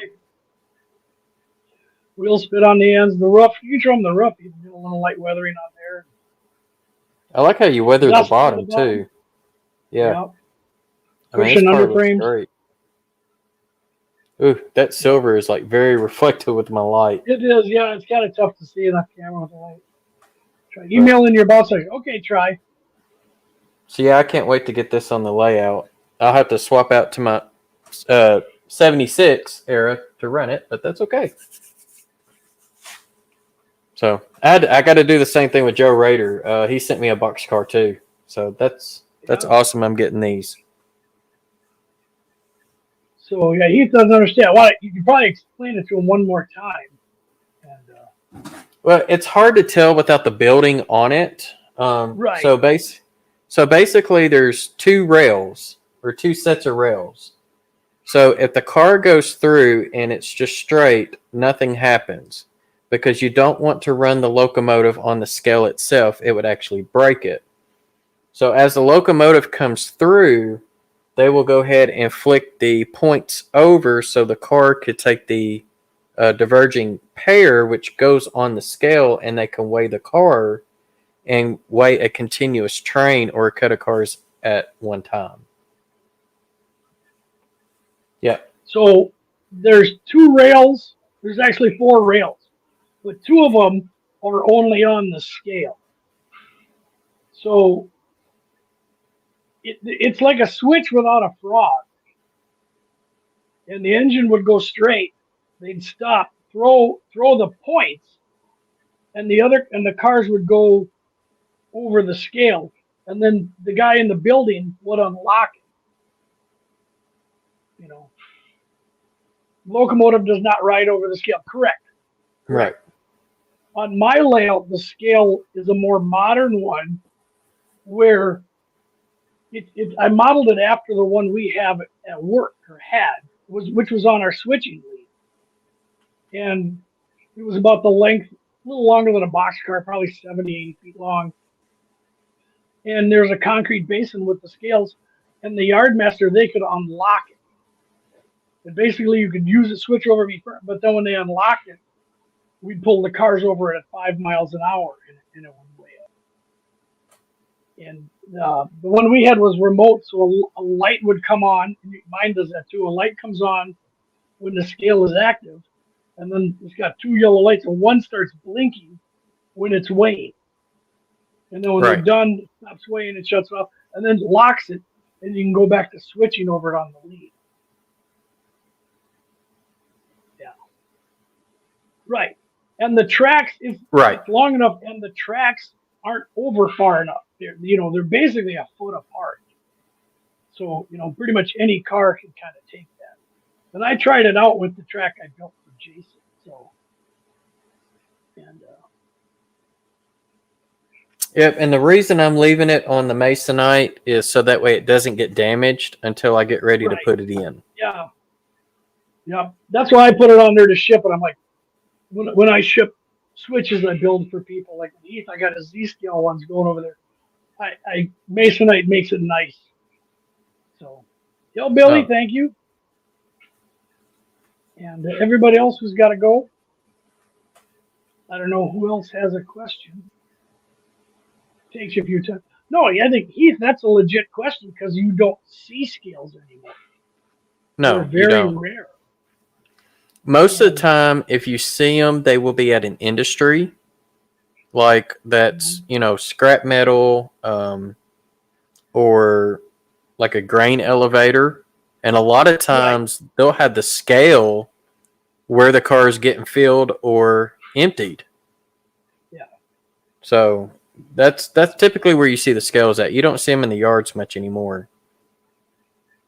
And you'll also see scale test cars. I've got one. Home built, or the little Walters 2-axle one. You don't see many of those anymore. There's newer ones that look like a steel coil car with a hood in the middle. And what's interesting, they roll that car onto the scale, and it's got hydraulics. So it pushes the entire car off the rails. So you're getting the exact weight.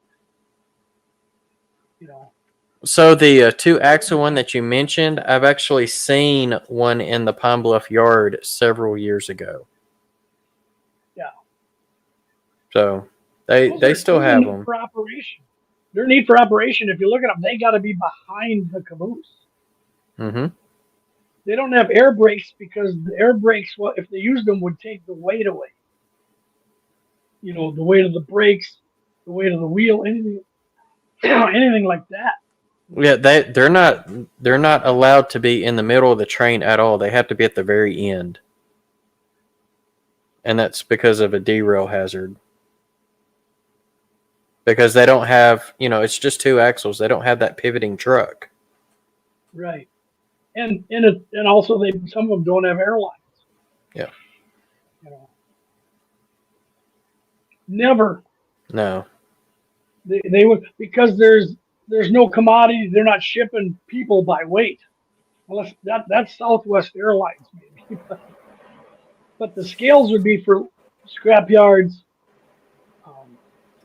people shipping concrete, a lot of open loads. Yeah, covered hoppers, gondolas, mostly your mass or bulk commodities.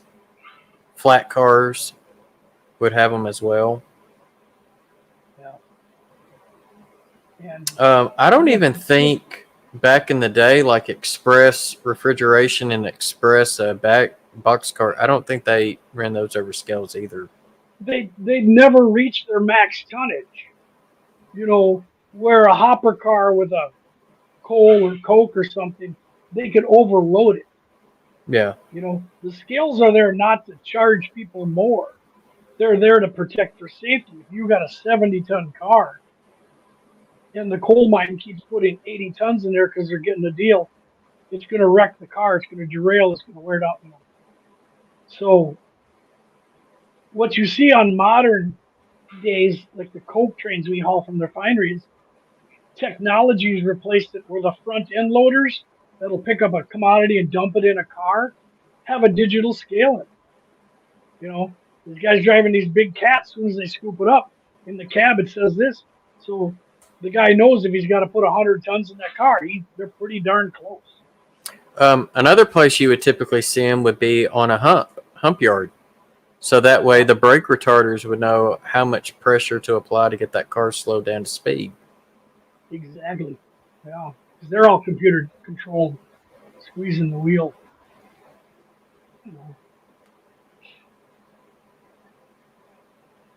Coal town. All right. Yeah, Teddy. Yeah. Coal is a big one for scales. That was, because the miners got paid and the mine got paid based on how much, what they're going to do. But yeah, you have to go back a few eras where you found a lot of scales. So. Well, and right. so here was another reason about the scale test car. Back in the days before they had steel box cars, and this is like 40s, 50s steam era, right? If a wooden box car got rained on, the wood would soak in the water, and therefore it'd make that car heavier than when it was dry. So that's another reason, why they would have all these extra scales and stuff to protect that tonnage. Right. And you think about that like a coal train, those sealed bottom for rotary dump coal trains coming from Wyoming east. How many rainfall, they might pick up 1,000, 2,000 extra tons. Yeah. And the ore trains. Yeah. Based on the weight, ore trains will usually go 20, 25,000 tons, but you also have a lot of brakes. As an engineer, you're kind of thinking, wow, this thing weighs so much, but you actually have that many more brakes. So it kind of evens out. Plus, ore trains aren't operated at Northeast Corridor speeds. I think the Mesabi would let the empties go at 30 and the loads at 40. But, Split Rock Mining is a 30-mile-an-hour railroad. It's red dirt. There's no schedule. You don't have to be anywhere. I know here the loaded coal trains are limited to 45 miles an hour. Yeah. Where typical freight trains are 55. Now the unloaded coal trains, they will let to 55, but it's only the loaded ones at 45. Right. Yeah. Yeah. Yeah, trucks are pounds. That isn't because trucks go up to 40 tons. I think that's the road limit. I don't know. Where's Roy? Where's the container man? Yeah. He would know. You know. I haven't seen him here tonight. An auto rack train can stop the fastest. The train that stops the fastest is the one with the most empties. Yep. Nothing stops like empties. And that's why I teach the young firemen, when I'm teaching him or her how to run a train, and they're going down the hill and they're kind of worried. And I'm like, you have 200 cars, 165 are empty. I said, as soon as you put air to this train, it's going to sit on you like a St. Bernard that doesn't want to go for a walk. And they end up pulling the train downhill in notch 3 or 4. So now the cool thing about auto rack, Steve, prototype thing is they are the heaviest empty and the lightest load. And they had the smallest wheel. And they have the smally little 28-inch wheels, And neat thing like that. So, wow, almost 2.5 hours. Let's wrap it up. And maybe I'll do another stream. We'll do layout tours and operations. Guys, thank you. Thank you to all the winners. Thank you to all who entered. Like I said, everybody had to go. We got 22 of us hanging in here. Yeah, something like that. That's what I'm seeing. Wow, Andy learned something. Auto racks, the tallest cars. Double stacks. Yep. Those high cube double stacks where they had to notch the tunnels. And that's also the reason why the NMRA had to come out with a new gauge. Yeah, exactly. They're Jason, just a tad bit taller. Now they made the NMRA. I haven't found one yet or got one available. They made one that attaches to that. Is that the one that they like their steel gauge, and then they This one is the Mark 4B. Okay. The one that I have. Yeah, I think they have a Mark 4C. For wide bodies, they actually have a plastic oversert that. I think so. No, because I've seen them online. They have a blue plastic holder that's even for. Oh, mine is yellow. Ooh. Ah, okay. Hold on. I have to get it out of this package. Daddy, come back. My channel, Jason's. All these guys have really good channels. Heath. Yeah. Here you go. Oh, there you go. Yeah, that's it. That's exactly it. Okay. Yeah, I don't have one of those. Did that come with it now? Or? Mm-hmm. Okay. I got to get one of those. Creepy, you're welcome. Thank you, guys. He says the key to the NMRA gauge is to use it a lot. Well, but don't trust use me it when your DCC is on. Yeah. So actually, I use this when I cut out my tunnel portals on that backdrop, the removable section, and it still wasn't wide enough because of the curvature for the 86-foot box cars, the overhang. Okay. So, yeah, when you do stuff like that, if you are putting a tunnel in a curve, grab your longest car to test with. Yeah. And it will let you know if you're wide enough or not. Yeah. And like I said, also test your switches. Test your switches with an auto rack. And yeah, he says he put the trees too close. Yeah. Like I've done scenery and then run a train and the ore trains arrive with parts of the tree on them, like in real life. I'm like, okay, where'd that come from? And the tunnel or something plucked it away. All right, Steve, thanks. Another winner. You're a wiener, not a 3-time wiener like Heath, but. So, Jason, anything left you want to say? No, I think I'm good. I enjoyed it. Enjoyed the talk, and I think we both learned some stuff. I'm sure I probably learned a lot more than you learned. No, I don't know about that. I learned not to let Heath tell me which game to use. So Okay. So yeah, he needs to save that for his channel where he can't win. and So, but no, I had fun. It was a blast, and I yeah, appreciate you letting me be on here and whatnot. So be your co-host.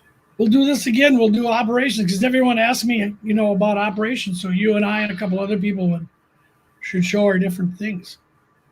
Absolutely. Well, now since I got the backdrop up there, now I know where my city's going to be at. I can add more track and start working on getting some more industries put in.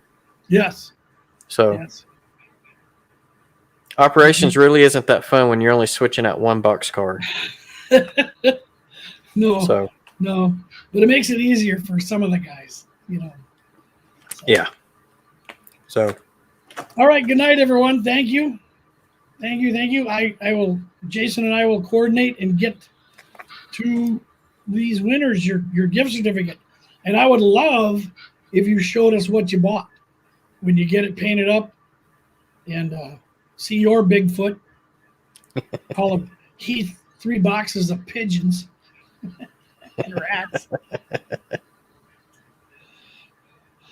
See, I don't know if they make an Arkansas Razorback. We got to tell them that. So yes, absolutely.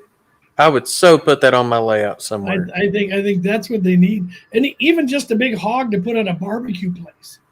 Yeah, on the sign out front. Hey, we got a barbecue joint here called the Mean Pig. Ooh, So that's a good name to use for sure. nice. Andy. All right, good night, everyone. Good night. This is turning into a Midwestern goodbye. One of those things takes you 2 hours. And we'll let you all go. All right, Sean, thanks, all winners. Good night, everybody. Good night. Y'all take care.